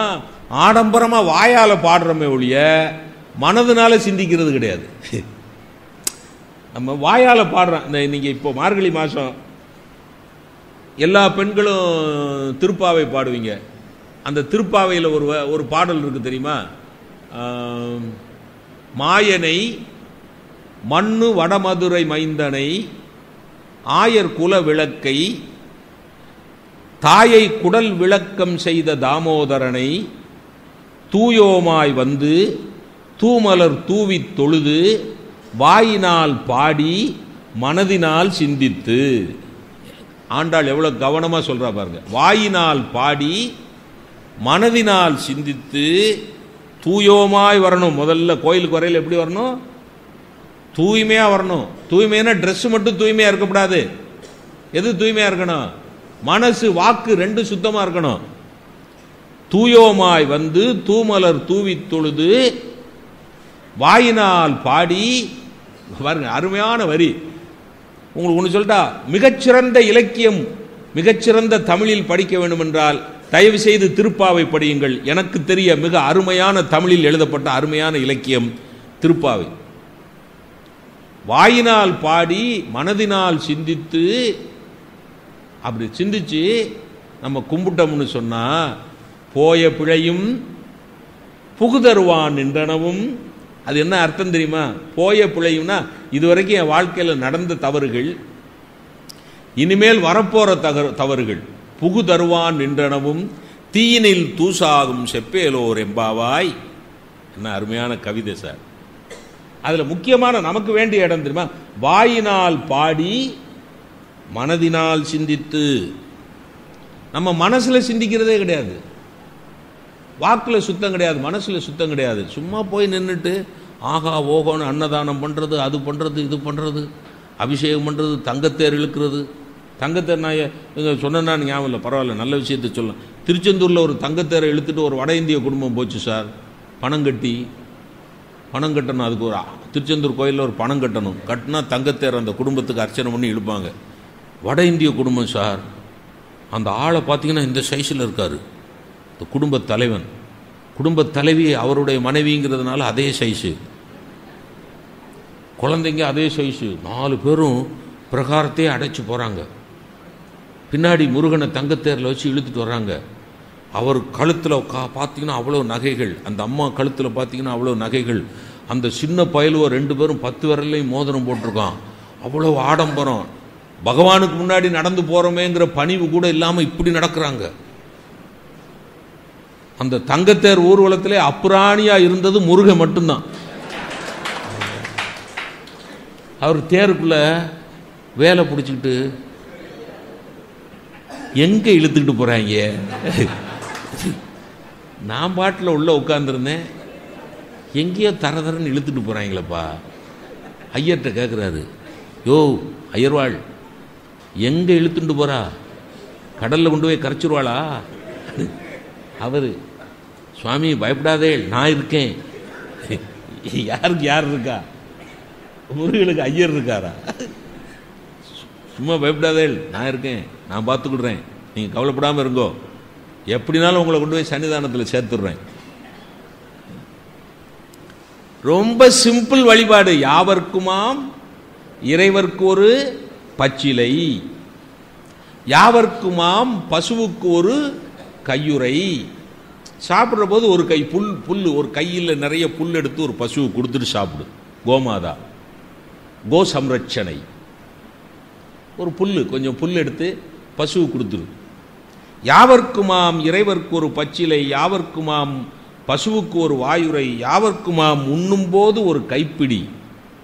நம்ம சாப்பிட்ற போது ஒரு தட்டு நிறைய சோறு வச்சு சாப்பிட்ற போது வயிறு பசியோட வர்றவனுக்குன்னு கொஞ்சம் சோத்தை எடுத்து வைக்கணும், ஒரு கைப்பிடி சோத்தை எடுத்து வைக்கணும். யாவர்க்குமாம் உண்ணும் போது ஒரு கைப்பிடி. கடைசி வரிதான் தலைப்பு. யாவர்க்குமாம் பிறர்க்கு இன்னுரை தானே. எல்லார்ட்டையும் இனிமையா பேசு, மனசு கஷ்டப்படுற மாதிரி பேசாத, திமிர்த்தனமா பேசாத, அகங்காரமா பேசாத, ஆணவமா பேசாத, எனக்கு தான் எல்லாம் தெரியும்னு கௌரவத்தில் நின்று பேசாத, இனிமையா பேசு. யாவர்க்குமாம் பிறர்க்கு இன்னுரை தானே. அதுல அந்த கவிதையில் அழகு என்ன தெரியுமா? முதல் சொன்னதெல்லாம் என்னது? இப்ப அந்த கவிதை நான் உங்களுக்கு விளக்கம் சொல்றேன். யாவர்க்குமாம் இறைவர்க்கு ஒரு பச்சிலை, அது என்னது? பக்தி. அது பக்தி. யாவர்க்குமாம் உண்ணும் போது ஒரு கைப்பிடி, யாவர்க்குமாம் பசுவுக்கு ஒரு கையுறை. அது என்ன? தர்மம். யாவர்க்குமாம் இறைவர்க்கு ஒரு பச்சிலை பக்தி, யாவர்க்குமாம் உண்ணும் போது ஒரு கைப்பிடி தர்மம். கடைசி வரி யாவர்க்குமாம் பிறர்க்கு இன்னுரை தாரேனா என்ன அர்த்தம் தெரியுமா? திருமந்திரத்தில் திருமூலர் சொல்லிக் கொடுக்கிற பாடம், இறைவனுக்கு பச்சிலை கொடுப்பது பக்தி, பசுவுக்கு புல் கொடுப்பது தர்மம், ஏழைக்கு சோறு போடுவது தர்மம். ஆனால் எல்லாரிடத்திலையும் இனிமையாக பேசுவதுதான் அந்த பக்தியை விடவும் அந்த தர்மத்தை விடவும் மிகச்சிறந்த பக்தி, மிகச்சிறந்த தர்மம்னா. அதனால கடைசியில் வச்சார், யாவர்க்குமாம் பிறர்க்கு இன்னுரை தானே. அப்ப வாக்கினிலே இனிமை இருந்தால் அதுதான் பக்தி, வாக்கினிலே இனிமை இருந்தால் அதுதான் தர்மம். இதை திருமூலர் சொல்லி கொடுத்தார். நம்ம என்னதையாவது ஏதாவது பேசிட்டு காயப்பட்டுட்டா துஷ்டதனமா பேச. உங்களுக்கு ஒன்று சொல்லட்டா, ஒரு வார்த்தையை அள்ளி வீசிடலாம் சார், அப்புறம் மறுபடியும் எடுக்க முடியாது. ஒரு வார்த்தை கொல்லும், ஒரு வார்த்தை வெல்லும்னு எங்கள் பாட்டி சொல்லுவா, அடிக்கடி சொல்லுவா. ஒரு வார்த்தை வெல்லும், ஒரு வார்த்தை கொல்லும் அப்படின்பா. கொட்டிடலாம்டா ராமச்சந்திரா பேராண்டி, வார்த்தையை கொட்டிடலாம், ஆனால் எவ்வளோ முயற்சி பண்ணாலும் அள்ள முடியாது ராம்பா. கொட்டிடலாம், அடுத்தவன் மனசு புண்படுற மாதிரி என்ன வேணாலும் பேசிடலாம், ஆனால் கொட்டின வார்த்தையை அள்ள முடியாது. அது எத்தனை மன்னிப்பு கேட்டாலும் அந்த புண்ணு ஆறாது. தெரியாமல் சொல்லிட்டேன் மன்னிச்சிருங்க, நான் அப்படி நினைச்சு சொல்லலை, அப்படி சில பேர் இருக்கான். சார் நீங்க அப்படி எடுத்துக்கிட்டீங்களா? என்ன சார், அதை கேட்டவன் மடையன், இவன் மோசமா பேசிப்புட்டு இவன் ஜஸ்டிஃபை பண்ணுவான். நீங்க அப்படியே சார், நான் அப்படி நினைச்சே சொல்லலை சார், உங்களை முட்டா பையன் சொன்னது உண்மைதான்,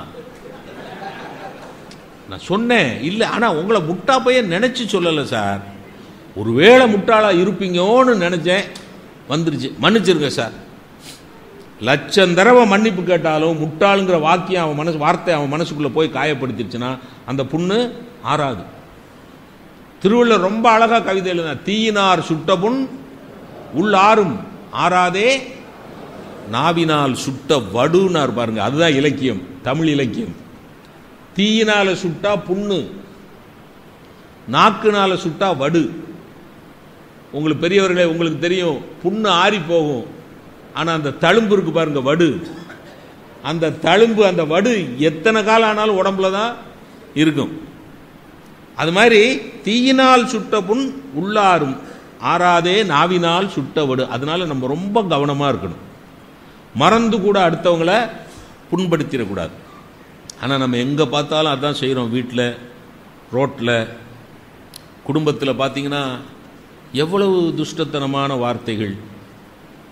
நானே சில நேரத்தில் இவ்வளோ பேசுகிறேனே, ஒரு ஓப்பன் டெக்ளரேஷன் கொடுக்கட்டா?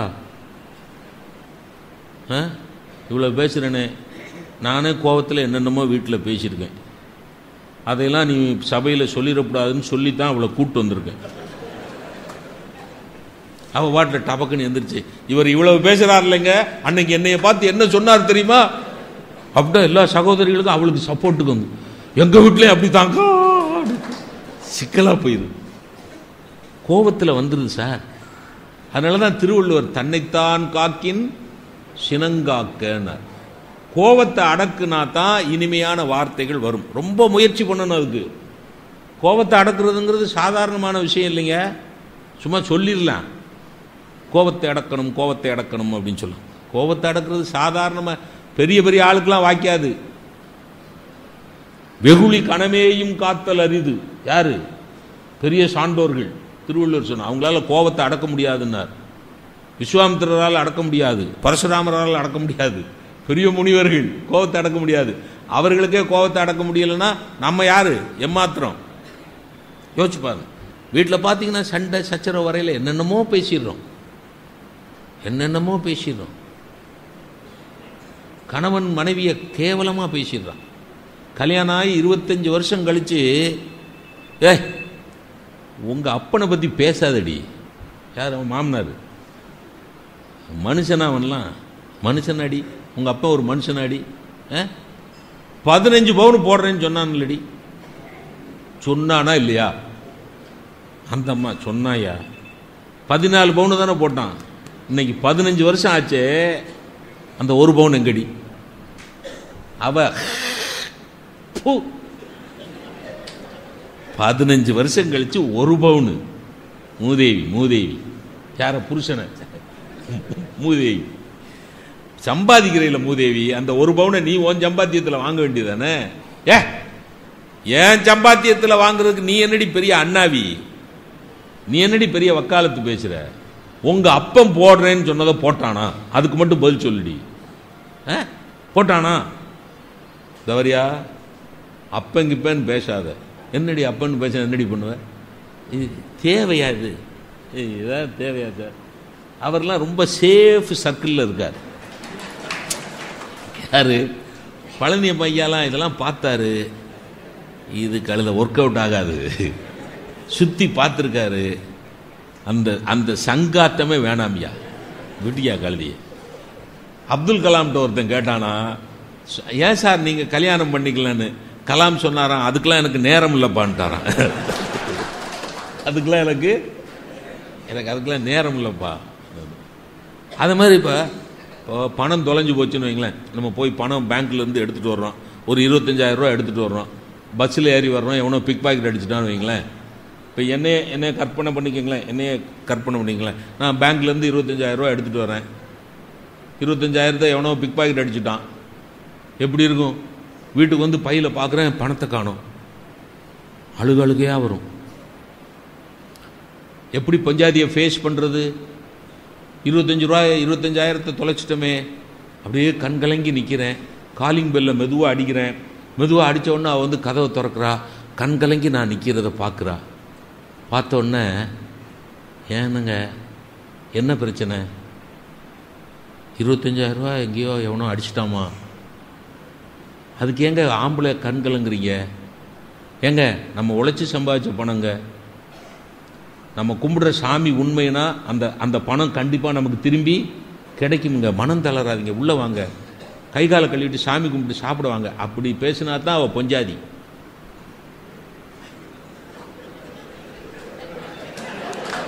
பேசினாட்டா அதை விட்டுட்டு கதவை பளிச்சுன்னு திறந்து என்ன பேயறிஞ்ச மாதிரி நிற்கிற? எப்படி? முதல் வாக்கியம் என்ன பேயறிஞ்ச மாதிரி நிற்கிற?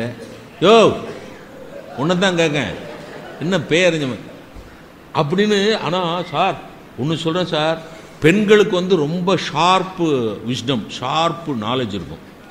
என்ன பேயறிஞ்ச மாதிரி நிற்கிற? பேங்க்லேருந்து எடுத்துகிட்டு வர்ற வழியில் பணத்தை தொலைச்சிட்டியா? நம்ம சொல்லவே இல்லை. அவளா கண்டுபிடி. தொலைச்சிட்டியா? எனக்கு தெரியுமியா. தொலைச்சிரு. ஒரு நாள் என்னைய தொலைச்சிரு, ஒரு நாள் பிள்ளைகளை தொலைச்சிரு, எல்லாரையும் தொலைச்சிரு. எங்க வச்சுக்கிட்டு அவன் வாசல்ல நிக்கிறான். இந்த சீன் வந்து வாசல்ல நடக்குது. தொலைச்சிரு. அதுல பக்கத்து வீட்டு அக்கா, எப்பவுமே நம்ம வீட்டில் சண்டை வந்துருச்சுன்னா அம்பையரா ஒரு 5 அக்கா ஓடியாந்துரும். நம்ம வீட்டு கிரிக்கெட் மேட்சுக்கு அவங்க தான் அம்பையர். ஏக்கா என்னக்கா சாருக்கு உனக்கு என்னக்கா சண்டை அப்படின்னு. அதை ஏண்டி கேட்க, 25,000 ரூபாய் தொலைச்சிட்டு வந்து நிற்கிறாருடி அப்படின்னா உடனே அவள் பாட்டில் சார் விடுக்கான்னு போக வேண்டியதுதானே. என் வீட்டுக்காரனா மட்டும் இருந்தானா அடி பின்னிருப்பேன். அவள் பாட்டில் நிற்கவளை, அவள் பாட்டில் நிற்கிறவளை எடுத்து கொடுக்குறாளையா. என் வீட்டுக்காரனை மட்டும் இப்படி தொலைச்சிட்டு வந்திருந்தா அந்த சனியனை தலைமொழியிருவேன். என்ன சார், ஆஃப்டர் ஆல் 25,000 rupees ஆம்பளை நினைச்சா அடுத்த 1 மாசத்துல சம்பாதிச்சு கொண்டாந்து கொடுத்துருவான். அதுக்கு இவ்வளவு பெரிய வார்த்தைகள் தேவையா? உறவுக்காரங்க ஒரு உதவின்னு வந்து கேட்டா பணம் கொடுக்க கூடாதா? திருவள்ளுவர் ஒரு குறள் எழுதினார், சுற்றத்தால் சுற்றப்பட ஒழுகல் செல்வந்தான் பெற்றத்தால் பெற்ற பயன்னு எழுதினார். அதுக்கு என்ன அர்த்தம் தெரியுமா? நீ சம்பாதிக்கிற பணத்துக்கே எப்ப மரியாதை வரும் தெரியுமா? நீ சம்பாதிக்கிற பணத்தை எப்போ உன் உறவுக்காரங்களோடு சேர்ந்து செலவழித்து நீயும் சந்தோஷமா உறவுக்காரங்களையும் சந்தோஷமா வச்சுக்கிறியோ அன்னைக்கு தாண்டா நீ சம்பாதிச்ச பணத்துக்கே ஒரு அர்த்தம் வருதுன்னு எழுதினார். ஆனால் சொல்லி பாருங்களேன், உங்கள் அக்கா தங்கச்சிக்கு பணம் கொடுக்கணும்னு வீட்டில் சொல்லி பாருங்களேன். வாக்கினிலே பாம்பு தேள்லாம் வரும். வாக்கினிலே இனிமே வராது, வாக்கினிலே பாம்பு தேளு எல்லாம் வரும். ஒரு வீட்டில் நல்லா சமைச்சு வச்சிருக்கா, அருமையாக சமைச்சு வச்சிருக்கிறா. அவன் ஆஃபீஸ்லேருந்து வர்றான். வந்த உடனே வாங்க வாங்க, இன்னைக்கு என்ன ½ hour முன்னாடியே வந்துட்டீங்க, உங்களுக்கு பிடிக்கும்னு பீன்ஸ் பொரியல் வச்சுருக்கிறேன், சேப்பங்கிழங்கு போட்டு மோர்க்குழம்பு வச்சுருக்கிறேன், வாங்க வாங்க. அவனு அந்த 2 ஐட்டமும் அவனுக்கு ரொம்ப பிடிக்கும். பீன்ஸ் பொரியலும் சேம்பு போட்டு சேப்பங்கிழங்கு போட்டு மோர்க்குழம்பு வச்சா நல்லா இருக்கும் தெரியுமா? இதெல்லாம் எனக்கு எப்படி தெரியும்னு கேட்குறீங்களா? ஒரு அசிஸ்டன்ஸ். உட்காருங்க. அவன் போய் கை காலெலாம் கழுவிட்டு முருகா டைனிங் டேபிள் வந்து உட்காந்து சோத்தை போட்டு பிசைஞ்சு வாய் வைக்க போவான்ல, உருண்டை உங்கள் அக்கா ஃபோன் பண்ணாங்க. அப்புறம் அவன் எப்படி சாப்பிடுவான்? அவனை சோத்தை கீழே போட்டு என்ன சொன்னாங்க? சொரக்காய்க்கு உப்பு இல்லைன்னு. சொரக்காய்க்கு உப்பு இல்லைன்னு சொல்கிறதுக்காக ஃபோன் பண்ணா? ஏன் உப்பு அவள் வீட்டில் இல்லையாம்மா? எடக்கு பேசாதிய. உங்கள் மருமகளுக்கு கல்யாணம் வச்சுருக்காங்களாம், ஒரு 2 லட்சம் ரூபா இருக்குமான்னு கேட்டாங்க. 2 லட்சம் ரூபா கைமாத்தா கேட்குறான். எனக்கு என்னையா தெரியும் உங்கள் அக்கா கைமாத்து கேட்குறாளா கால் மாத்து கேட்குறாளான்னு? எனக்கு என்ன தெரியும்? குடு, நெசமாவே கொடுத்துறவா. இவன் நம்மாள் வெள்ளந்தியா. குடுங்கிறிய நெசமாவே எங்கள் அக்காவுக்கு 1 லட்சம் ரூபா கொடுத்துருவா, நம்ம வீட்டு பிள்ளைக்கு தானம்மா கல்யாணம், நம்ம மருமகளுக்கு தானம்மா கல்யாணம், ஏன்ட்டையா கேட்டுக்கிட்டு இருக்க? உங்கள் அக்கா ஃபோன் பண்ணியாச்சு, குடு. உங்கள் அக்கா வீட்டில் ஒரு நல்ல காரியம் நடக்க போகுது, நம்பி உன்ட்ட கையை நீட்டி கேட்குறாங்க, நீ கொடுக்காட்டா வேற யார் கொடுப்பா? அப்படிலாம் கொடுக்க வேண்டாம்னு சொல்லி குறுக்க வந்து நிற்கிறதுக்கு நான் ஒன்றும் கல் மனசுக்காரி இல்லை. அப்படிப்பட்ட குடும்பத்திலையும் நான் வரல. எங்கள் அப்பாவும் அம்மாவும் என்னை அப்படி ஒன்றும் உங்கள் அக்கா தங்கச்சி மாதிரி வளர்க்கலை. ஏவையா அப்படிப்பட்ட குடும்பத்தில் நான் ஒன்றும் வரல. தாராளமாக கொடு, 1 லட்சம் போதாதுன்னு சொன்னாங்கன்னா 2 லட்சம் கொடு, 3 லட்சம் கொடு. ஏம்மா குடுன்னு சொல்றியே, நெசமாவே கொடுத்துருவாம்மா. இவன் நெசமா இதில் என்னையா நெசம் போய் சாமி சத்தியமாக சொல்கிறையா, நான் கும்பிடுற குலதெய்வம் சத்தியமாக சொல்கிறேன், நல்லா கொடு, 1 லட்சம் கொடு, 2 லட்சம் கொடு. நானும் என் பிள்ளைகளும் தெருவில் நிற்கிறோம்.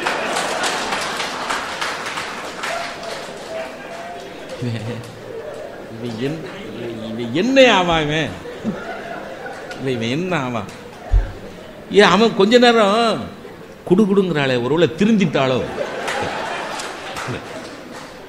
ஒருவேளை ரிஃபார்ம் ஆயிட்டாளோ அப்படின்னு குடுங்குறாளே. பரவாயில்ல செய்வமே, அவன் மனசுக்குள்ள பூந்து நல்ல வழியை காட்டிட்டியே முருகா, குடு. நானே என் பிள்ளைகளும் அதில் அந்த சின்ன பைய தூக்க கலக்கத்தில் அந்த சத்தத்தில் முழிச்சு வந்து,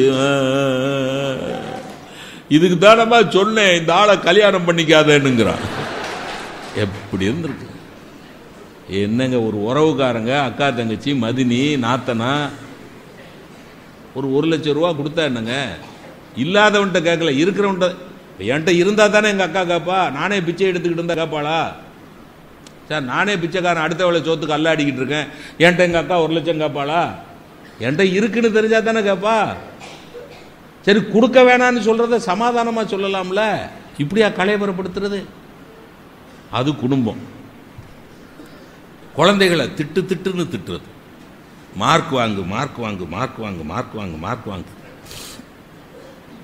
சார் உங்களுக்கு ஒன்று சொல்றேன் சார், பிள்ளைங்க வாங்குற மார்க்கு படிச்சதை அளக்கிற அளவீடே தவிர அறிவோ ஞானமோ அதில் அளக்கப்படுவதில்லை.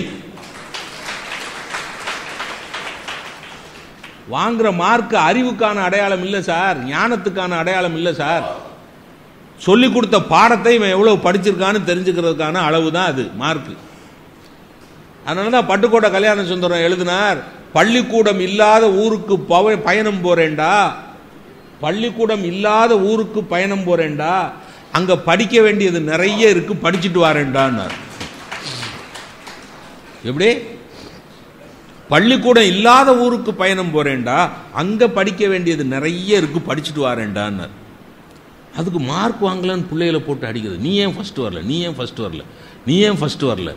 அவன் சொல்றான், எப்பா நீ லூசாப்பா, நீ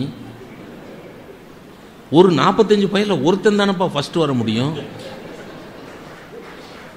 அதான் ஏற்கனவே அவன் ராமசாமி ஃபர்ஸ்ட் வந்துட்டான்லப்பா, அப்புறம் நீ ஏன் ஃபர்ஸ்ட் வரல, நீ ஏன் ஃபர்ஸ்ட் வரலன்னா லூசாப்பா, உங்க அப்பா எப்படிப்பா உன்னை பெத்தாருங்க, ஏன் ஃபர்ஸ்ட் வரல, ஏன் ஃபர்ஸ்ட் வரல, ஏன் மார்க் வாங்கல, ஏன் மார்க் வாங்கல. எப்பா உன் ஃப்ரெண்டு மாமா இருக்க முத்துசாமி மாமா பயங்கர அறிவாளிப்பா, உன் ஃப்ரெண்டு அவர் மவனே ஃபெயில் ஆயிட்டான்பா. இவன் நீ ஏன்டா ஃபெயில் ஆன, எப்பா உன் ஃப்ரெண்டு அறிவாளி மவனே ஃபெயில் ஆயிட்டாங்கிற அப்படின்னா என்ன அர்த்தம், நீ முட்டா பையன்னு அர்த்தம். சண்டை சண்டை சண்டை சண்டை. வகுப்புல வாத்தியார் மார்க் வாங்கலன்னு பிள்ளைகளை போட்டு அடிக்கிற அடி, திட்டுற திட்டு. ஒரு கணக்கு வாத்தியார் கணக்கு பேப்பர் கொடுத்துக்கிட்டே இருந்தாரு, டெஸ்ட் முடிஞ்சு.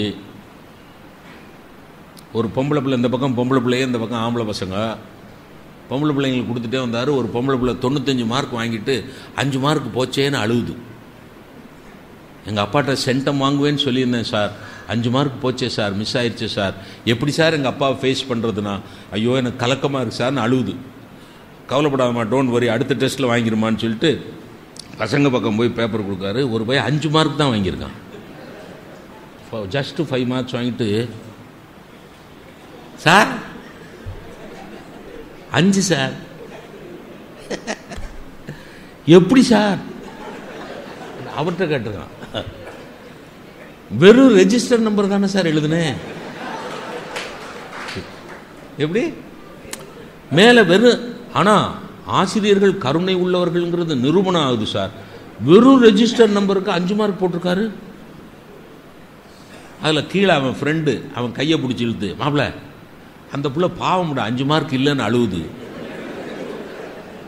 இதை நீ வச்சுக்கிட்டு என்னடா செய்ய போற, அவள்கிட்ட கொடுத்துடுறா, அவங்க அப்பாட்ட போய் எதுக்கு இது மார்க்கு மார்க்கு மார்க்கு மார்க்குன்னா. ஆசிரியர் மாணவரை திட்டுறார், மாணவர் ஆசிரியரை திட்டுறார், கேவலமா ஆசிரியரை திட்டுறான். ஒரு பஸ்ல ஏறினா கண்டக்டருக்கும் பேசஞ்சருக்கும் துஷ்டத்தனமான வார்த்தை பரிமாற்றம். இனிமையா பேசவே தெரியலையே. அரசு அலுவலகத்துக்குள்ள போனீங்கன்னா அப்படி கேவலப்படுத்துறான். நான் இந்த என்ன இப்போ ஒன்று ஆதார் அட்டை வாங்குறதுக்காக ஒரு எங்கள் ஊர் ஆஃபீஸுக்கு போனேன். ஆதார் அட்டைக்கு அப்ளை பண்ணுற ஆஃபீஸோ 3வது மாடியில் வச்சுருக்காங்கய்யா. வயதான கிழவெல்லாம் நம்மளை மாதிரி ஆளுகள்லாம் என்ன பண்ணுறது, நானாக ஒரு அளவுக்கு அட்ஜஸ்ட் பண்ணி ஏறி போயிட்டேன். கடவுள் திராணி கம்பை ஊனிக்கிட்டு ஒரு பாட்டி அப்படியே தவங்கி தவங்கி ஏறி வரா. அந்த உட்கார்ந்துருக்க கிளார்க்குக்கு முன்னாடி சீட் இருக்குது. அந்த கிளவி வந்து கேட்குறா, ஏப்பா கீழே வைக்கப்படாதாப்பா, இந்த ஆஃபீஸை கீழே வைக்கப்படாதாப்பா, ஒன்றை தான் கீழே வைக்கணும், கீழேனா பூமியில். நீ ஆதார் அட்டையை வாங்கி என்ன கிழிக்க போற போ, இப்போ அந்த சேரில் கொஞ்சம் உட்காந்துக்கிட்டுமாப்பா, ரொம்ப களைப்பா. ஆமாம் நீ பெரிய தாசில்தாரு, உனக்கு தான் அங்கே சேர் போட்டிருக்கு. யாரு, கிளார்க்கு சார். வயசு உன் பாட்டி அளவுக்கு வயசு உள்ளவடா, உன் பாட்டி அளவுக்கு வயசு உள்ளவ நீ, ஒரு கிளார்க்கு. பாட்டி உட்காருங்க பாட்டி, ஆசுவாசப்படுத்திங்க பாட்டி. நான் தாசில்தார் வந்த உடனே சொல்கிறேன், நாளையிலேருந்து கீழே அந்த ஆஃபீஸை கொண்டு போக முடியுமான்னு பார்க்குறேன். பேசலாமா இல்லையா, பேச முடியுமா முடியாதா? இதுக்கு பெரிய பல்கலைக்கழகத்தில் பட்டம் வாங்கணுமா? பாட்டியே பேச மாட்டேங்கிறான் சார், சல்லு புல்லுன்னு விடுறான் சார். இபி பில் கட்டுறதுக்கு அவ்வளோ பெரிய வருஷம் நிற்குது சார், பக்கத்தில் இருக்க டைப்பிஸ்ட் கூட பேசிக்கிட்டே உட்காந்துருக்கான் சார். மிஸ் பரிமளா, இன்னைக்கு உங்கள் வீட்டில் என்ன குழம்பு? 35 பேர் வரிசையில் நிற்கிறான் வெயிலில். அதில் ஒருத்தன் 4வது நிற்கிறவனுக்கு கோவம் வந்துடுது. கோவம் வந்து, சார் முதல்ல பில்லை வாங்க சார், சும்மா பேசிக்கிட்டு இருக்கீங்க. அவன் டப்புன்னு ஷட்டரை இழுத்து போட்டு போயிடுறான் சார். சார் நடக்குது சார், எழுத்து பேச முடியல சார். டாக்டர் அரசு ஆஸ்பத்திரிக்குள்ளே போனீங்கன்னா பேஷண்ட்ஸை, ஏழை நோயாளிகளை என்ன கேவலமாக பேசுகிறாங்க தெரியுமா? இதில் நம்ம வாக்கினிலே இனிமை வேணுங்கிறோம். எங்கே வேணாலும் போங்க சார். சல்மான் கான் ஒரு இந்தி நடிகன் குடிச்சிட்டு காரை ஓட்டி பிளாட்ஃபாரத்தில் படுத்திருந்த 4 பேர் மேலே காரை ஏற்றி 2 பேரை கொண்டுட்டான் சார். அந்த சினிமா சம்பந்தப்பட்ட ஆபிஜித்துங்கிற ஒரு இசையமைப்பாளன் சொல்லியிருக்கான், தெருவில் நாய் மாதிரி கிடந்தா நாய் மாதிரி அடிபட்டு சாக வேண்டியதான்னு சொல்லியிருக்கான் சார். இவ்வளவு கேவலமான வார்த்தை சார். ஏண்டா இந்த நாட்டில் இருக்கக்கூடிய ஏழை எளியவன்லாம் உனக்கு நாயா? எந்த அரசியல்வாதியாவது அதுக்கு எதிராக குரல் கொடுத்தானா சார்? ஏன்னா அந்த செத்து போன கார் ஏறி செத்து போன அந்த 2 பேரும் ஓட்டு போட்டிருப்பான்ல சார்? போட்டுமான்ல? ஒருவேளை நீ ஜெயிச்சதுக்கு அந்த 2 ஓட்டே கூட டிசைடிங் ஃபேக்டரா இருந்திருக்கலாம். இந்த இந்திய நாட்டினுடைய குடிமக்களை ஒருத்தன் நாய்ங்கிறான், அவன் ஏழை அப்படிங்கிறதுனால அரசாங்கம் அதை ஒத்துக்கொள்ளுகிறதுனா இது என்ன நாடு?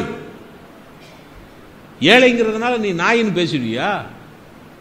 தெருவில் நாய் மாதிரி கிடந்தா நாய் மாதிரி அடிபட்டு சாவணும். ஏன்னா நாய் காரில் அடிபட்டு சாவுற மாதிரி சாவணுமா? எவ்வளவு அந்த வாக்கிலே சரஸ்வதி இருக்காளா? அந்த ஏழைகள் மனசு என்ன பாடுபடும் சிந்திச்சானா? இது மாதிரி எங்க பார்த்தாலும் வாக்கிலே இனிமை இல்லை. இப்போ இதுக்கு நம்ம என்ன பண்ணலாம்? இப்போ எங்க காலேஜிலேயே ஒரு பிரின்சிபல் இருந்தார் சார்.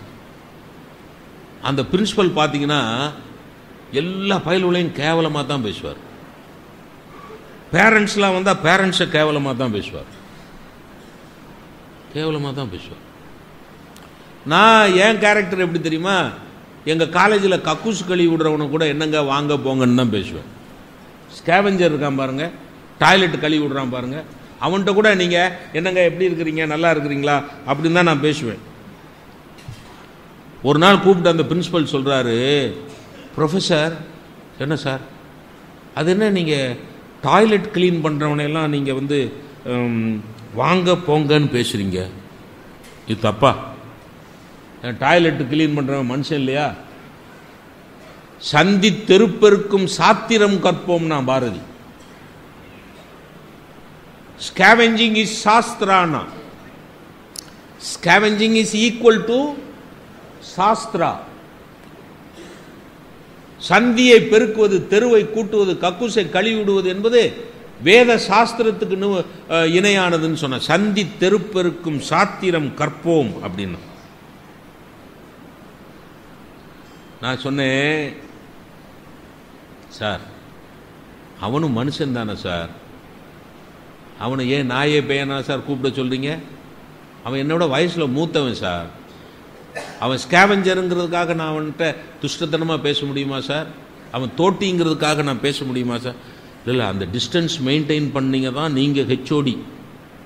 அந்த டிஸ்டன்ஸ் மெயின்டைன் பண்ணால் தான் நீங்கள் ஹெச்ஓடி, இல்லைன்னா உங்களை மதிக்க மாட்டாங்க சார். நான் சொன்னேன், சார் நீங்கள் அவனை நாயே பையன்னு பேசுகிறீங்க, உங்களை தான் அவன் மதிக்க மாட்டான். நான் வாங்க போங்கன்னு அவன்கிட்ட பேசினேன், அவன் என்னை மதிப்பான் சார். அவன் என்னை மதிப்பான் சார். இன்னொன்று சொல்லட்டா சார், நான் காலேஜ் ப்ரொஃபஸர். நான் காம்போசிஷன் நோட்டு திருத்தாட்டாலோ, டெஸ்ட் பேப்பர் திருத்தாட்டாலோ, கிளாஸ் எடுக்காட்டாலோ கக்கூஸ் நாராது. என்ன சொல்ல வர்றீங்கன்னாரு. அதைத்தான் சொல்ல வந்தேன். அவன் கழுவி விடல, காலேஜில் ஒரு பைய படிக்க முடியாது. யார் சார் முக்கியம்? நான் இன்னைக்கு சொல்றேன், ஒரு பேராசிரியனை விட ஒரு கல்லூரிக்கு ஒரு தோட்டி தான் மிகவும் முக்கியமானவன். அவன் வேலை சாதாரணமான வேலையா? அவன்கிட்ட இனிமையா பேச வேண்டாமா? அவன் தோட்டிங்கிறதுக்காக அவனை கேவலமா பேசுறதா? இதெல்லாம் நம்ம சிந்திச்சு பார்க்கணும் சார். இதெல்லாம் சிந்திச்சு பார்க்கணும். இப்போ நான் நிறைவு பண்ணுறேன். வார்த்தைகளிலே அமுதத்தை வைத்துக் கொள்ளுங்கள், வார்த்தைகளிலே விஷத்தை வைக்காதுங்க. 2-3 விஷயம் சொல்லி நான் முடிச்சிடுறேன். கரெக்டாக 9 மணிக்கு முடிச்சிடுவேன். ஒரு சலவை தொழிலாளி இருந்தான். அவன் வீட்டு வாசலில் ஒரு மாமரம் இருந்தது. அந்த மாமரத்தில் ஒரு குயில் இருந்தது. அந்த குயில் கூவுச்சுன்னா அவன் அப்படி ரசிப்பான். அந்த குயில் கூவிக்கிட்டு இருக்கையில் அந்த கழுதை, சலவை தொழிலாளி வளர்க்குற கழுதை கால்னு கத்தும், கம்பை வச்சு அடிப்பான். உனக்கு கழுதை கேட்டிருக்கு, உனக்கு பொதி சுமக்கிறவன் நான், அழுக்கு துணியெல்லாம் சுமந்து ஆத்து படுக்கைக்கு வர்றவன் நான், அந்த குயில் அது வாட்டில் உட்காந்து கூவிக்கிட்டு இருக்கு, அதை ரசிக்கிற, நீ என்னை அடிக்கிற அப்படின்னா, அப்போ என்ன நீ வேலை பார்த்தாலும் உன் ஓசையில் இனிமை இல்லை. என்ன வேலை பார்க்காம இருந்தாலும் குயிலோட ஓசையில் இனிமை இருக்கு. இனிமை உடையதைத்தான் ரசிப்பார்களே ஒழிய, இனிமையை ரசித்து கொண்டிருக்கிற போது தொந்தரவு செய்கிறவர்களை அடிக்கத்தான் செய்வார்கள் அப்படின்னு சலவு தொழிலாளி சொன்னதா ஒரு பாட்டு இருக்கு நீதிவெண்பால. புத்த பகவான் பிந்துசாரன் என்கிற ராஜாவை போய் பார்த்தார். பிந்துசாரன்கிற ராஜாவை போய் பார்க்கையில் அவன் ஆடு மாடுகளை எல்லாம் யாகத்தில் பலி கொடுக்கறதுக்காக இருக்கிறான். யாகத்தில் பலி கொடுக்கறதா இருக்கிற போது கேட்டார், ஏப்பா இந்த அப்புராணி மிருகங்களை யாகத்தில் பலி கொடுக்க போறேன்னா, அப்போ தான் சுவாமி நான் சொர்க்கத்துக்கு போக முடியும் அப்படின்னு. அப்போ அவர் சொன்னார், இங்கே பாருங்க, கசப்பான வார்த்தைகள் கூட சில நேரம் இனிமையாக இருக்கும். இங்கே பாருங்க, நல்ல வார்த்தை கவனிங்க. கசப்பான வார்த்தைகள் இனிப்பாக இருக்காது. ஏன்னா கசப்பு ஒரு சுவை, இனிப்பு ஒரு சுவை. கசப்பான வார்த்தைகள் இனிப்பாக இருக்காது, ஆனால் கசப்பான வார்த்தைகள் இனிமையாக இருக்கும். அதுக்கு தான் இந்த கதை. பிந்துசாரன் ராஜா ஆடு மாடெல்லாம் யாகத்தில் பலி கொடுக்கறதுக்கு காத்திருக்கிற போது புத்தர் போய் சொன்னார், எதுக்காக பலி கொடுக்க போறேன்னு கேட்டார். அவன் சொன்னான், இதையெல்லாம் பலி கொடுத்தா, யாகத்தில் பலி கொடுத்தா நான் சொர்க்கத்துக்கு போவேன். அவர் சிரிச்சுக்கிட்டே சொன்னார், எப்பா அஞ்சறி உள்ள மிருகங்களை பலி கொடுத்தாலே நீ சொர்க்கத்துக்கு போவேன்னு சொன்னான். உங்க அம்மா, உங்க அப்பா, உன் பிள்ளைகள், உன் பஞ்சாதி எல்லாம் 6 அறிவு உள்ளவங்கப்பா, அவங்கள நெருப்புல இறக்கடா. அவங்கள பலி கொடுத்தனா இதை விட சீக்கிரமா நீ சொர்க்கத்துக்கு போயிடலாமடா அப்படின்னார். கசப்பான வார்த்தைகள். ஆனா அந்த அரசன் திருந்தினான். அதனால கசப்பான வார்த்தைகள் கூட சில நேரம் இனிமையாக இருக்கும். கசப்பான வார்த்தைகளுடைய நோக்கம் நல்லதாக இருந்தால் கசப்பான வார்த்தைகளும் இனிமையாக இருக்கும். இப்போ 2 இலக்கியத்திலிருந்து 2 விஷயம் சொல்லி முடிச்சுடுறேன். ராமாயணத்தில் ராமனுக்கு பேரே என்ன தெரியுமா சார்? ராமனுக்கு பேரே ஒரு பட்ட பேர் வச்சாங்க ராமனுக்கு, மதுர பாஷி. வடமொழியில் வான்மீகி ராமாயணம் படிச்சிங்கன்னா ராமனுக்கு பட்ட பேர் எப்படி ஊரில் எப்படி கூப்பிடுவாங்க? மதுர பாஷி. மதுரம்னா என்ன? இனிமை, இனிமையாக பேசுகிறவன். அவன் ராஜா மகன் சக்கரவர்த்தி திருக்குமாரன் குருகுலத்துக்கு நடந்து போய் படிச்சிருக்கான் சார். ராமாயணம் படிச்சு பாருங்க. அப்படி போகையில் பொதுமக்கள்கிட்ட எல்லாம் நின்று பேசியிருக்கான், இனிமையாக பேசியிருக்கான். எல்லாரும் நல்லா இருக்கீங்களா, வீட்டில் எல்லாரும் சௌக்கியமா இருக்காங்களா? யார் பேசுறது? ராமன் சாதாரண மக்கள்கிட்ட பேசியிருக்கான். எல்லாரும் நல்லா இருக்கு, எதுவினை இடரிலை இனிதினும் மனையும் மதிதரும் குமரரும் வலியர்கொல் பேசியிருக்கிறான். கம்பன் எழுதுகிறார், எதிர் வரும் அவர்களை எமை உடை இறைவன் முதிர்தரு கருணையின் முகமலர் ஒளிரா. அது முகத்தை மலர்ச்சியா வச்சுக்கிட்டு இனிமையா பேசுறவங்களுக்கு முகம் எப்பவுமே மலர்ச்சியா இருக்கும். பார்த்துருக்கீங்களா? கடுமையா பேசுற போது முகத்தை பாருங்க, அனலா இருக்கும். இனிமையா பேசுறவன் முகம் மலர்ச்சியா இருக்கும். இனிமையா பேசுறவன் கண்ணுல கனிவு இருக்கும். அந்த முகத்துல மலர்ச்சியும் கண்ணுல கனிவும் வச்சுக்கிட்டு பொதுமக்கள்கிட்ட விசாரணை பண்ணவன் யாரு? ராமச்சந்திரமூர்த்தி. உனக்கு சிம்மாசனம் இல்லைன்னு சொன்னாங்க கைகேயி வந்து. ஏதாவது துஷ்ட வார்த்தை பேசினானா? இதெல்லாம் நமக்கு பாடம் சார். நமக்கு எழுதி கொடுத்துருக்கிற காப்பியம்லாம் நமக்கு பாடம். இன்னைக்கு சொத்து சண்டைக்கு எப்படி சண்டை நடக்குது, அண்ணன் தம்பி எப்படிலாம் திட்டிக்கிறான், ரோட்டில் கிடந்து உருள்றான். உனக்கு சிம்மாசனம்னு அப்பா சொன்னார், நாளைக்கு உனக்கு சிம்மாசனம் மகுடம் சூட்டுறேன்னார். அடுத்த நாள் காலையில் கூப்பிட்டு சித்திக்காரி கைகையை கூப்பிட்டு, உனக்கு சிம்மாசனம் இல்லை, நீ காட்டுக்கு 14 வருஷம் போயிட்டு வா, 14 வருஷம் கழிச்சு வா அப்படிங்கிறான். எங்கேயாவது கைகையை கேவலமா ராமன் பேசினதா பாட்டு உண்டா? நீங்க சொன்னா என்னம்மா, ராஜா சொன்னா என்னம்மா, நான் செய்யறேம்மான்னு தான் சொன்னார். நான் ஆண்டா என்னம்மா, பரதன் ஆண்டா என்னம்மா, எல்லாமே ஒண்ணுதாம்மா. பரதனுக்கு ஆட்சி கிடைச்சா எனக்கு ஆட்சி கிடைச்ச மாதிரிமா சொன்னது யாரு? ராமன். நம்ம வீட்டு பிள்ளைனா என்ன பண்ணியிருக்கோம்? கலைபரம் பண்ணியிருக்காது. யோசிச்சு பாருங்க. சரி, அதை விட எனக்கு ரொம்ப பெண்களுக்கு சொல்றேன், தன் புருஷனுக்கு சிம்மாசனம் இல்லை காட்டுக்கு போகணும்னு சொல்லப்பட்ட உடனே சீதை எப்படி ரியாக்ட் பண்ணா? எங்கேயாவது ராமாயணத்தில் எந்த ஒரு இடத்துலயாவது சீதா பிராட்டி தன் கணவனை காட்டுக்கு அனுப்பிய கைகேயிய கேவலமா பேசினதா, துஷ்டத்தனமா பேசினதா ஒரு வார்த்தை உண்டா? அவதான் சார் தலைவி. சரி, சீதா பிராட்டியை விடுங்க. தன் மகன் மகுடம் சூட்டி கொண்டு வருவான் என்று காத்திருந்த கோசலை தாயின் முன்னாலே மரவுரி தரித்து கொண்டு வந்து நிற்கிறாரே ராமச்சந்திரமூர்த்தி. அந்த நேரத்தில் என்னப்பா நீ மகுடம் சூட்டி கொள்ளவில்லையா, என்னப்பா மரவுரி தரித்து கொண்டு வந்திருக்கிறாய் அப்படின்னு கேட்டபோது, அம்மா ஒன்றும் இல்லைம்மா, ஒன்றும் இல்லை, அதை பத்தி யோசிக்காதம்மா. நின் காதல் திருமகன் யாரு? ராமன் பேசுறார்.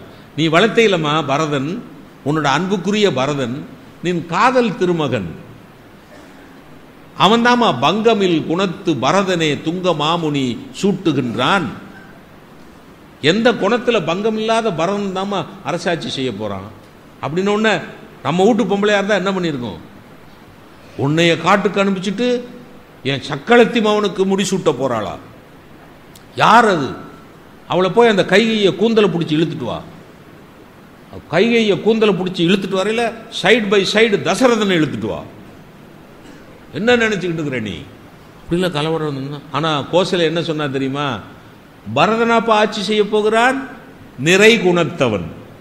எந்த தாய்க்கு சார் அப்படி மனசு வரும்? எந்த தாய் அப்படி பேசுவா? நிறை குணத்தவன் நின்னினும் நல்லன். வாக்கினில் இனிமையின் உச்சம் சார் இது. தான் புள்ள காட்டுக்கு போக போகுது, தான் புள்ள அரசாட்சி இல்லாம ஏங்க போகுதுன்னு தெரிஞ்சு காட்டுக்கு போறது என்ன சினிமாவுக்கு போற மாதிரி ஈஸியான வேலையா? அங்க சிங்கம் இருக்கும், புலி இருக்கும், ராட்சசர்கள் இருப்பாங்க. கோசலைக்கு தெரியாதா? ஆனா கோசலை எப்படி சொல்றா? நின்னினும் நல்லன் நிறை குணத்தவன். உன்னை விட நல்லவன்டா பரதன்னு சொல்றானா? அதான் சார் வாக்கினில் இனிமை என்கிற தத்துவத்துக்கு அடையாளம். சரி, சுமித்திரை என்ன சொன்னா? இலக்கவனுக்கு காட்டுக்கு போகணும்னு கட்டாயம் கிடையாது. அவன் நானும் அண்ணன் கூட காட்டுக்கு போறேன்னு நிக்கிறார். நம்ம வீட்டு சுமித்திரையா இருந்தா என்ன சொல்லி இருக்கும்?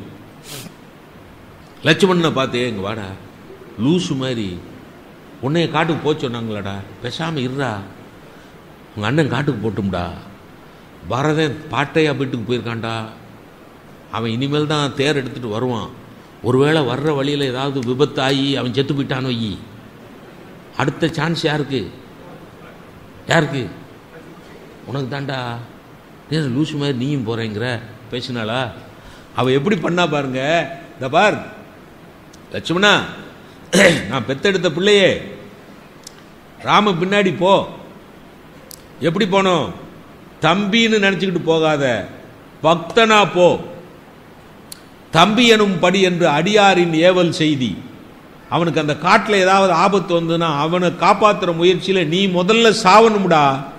அப்பதான் நீ சரியான ராம பக்தன்னு சொல்லி அனுப்பிச்சவதான் சுமித்திரை. அப்ப பெண்களுடைய மனசு எவ்வளவு பெரிய மனசு, அந்த மனசுல அவங்க எவ்வளவு பெரிய சௌக்கியத்தை வைத்திருந்தார்கள். அப்ப அவங்களோட வாக்கியத்தில் இருந்து, வாயிலே இருந்து வரக்கூடிய வாக்கினிலே எவ்வளவு இனிமை இருந்ததெல்லாம் என்பதையெல்லாம் நம்முடைய காப்பியங்கள் நமக்கு காட்டுகின்றன. நிறைவு செய்கிறேன். அதுக்காக தேவைப்பட்ட இடத்துல எல்லாம் இனிமையா, தேவைப்பட்ட இடத்துல இனிமையா பேசணும். கோபம் தேவைப்படுற இடத்துல கோபமாவும் பேசணும்.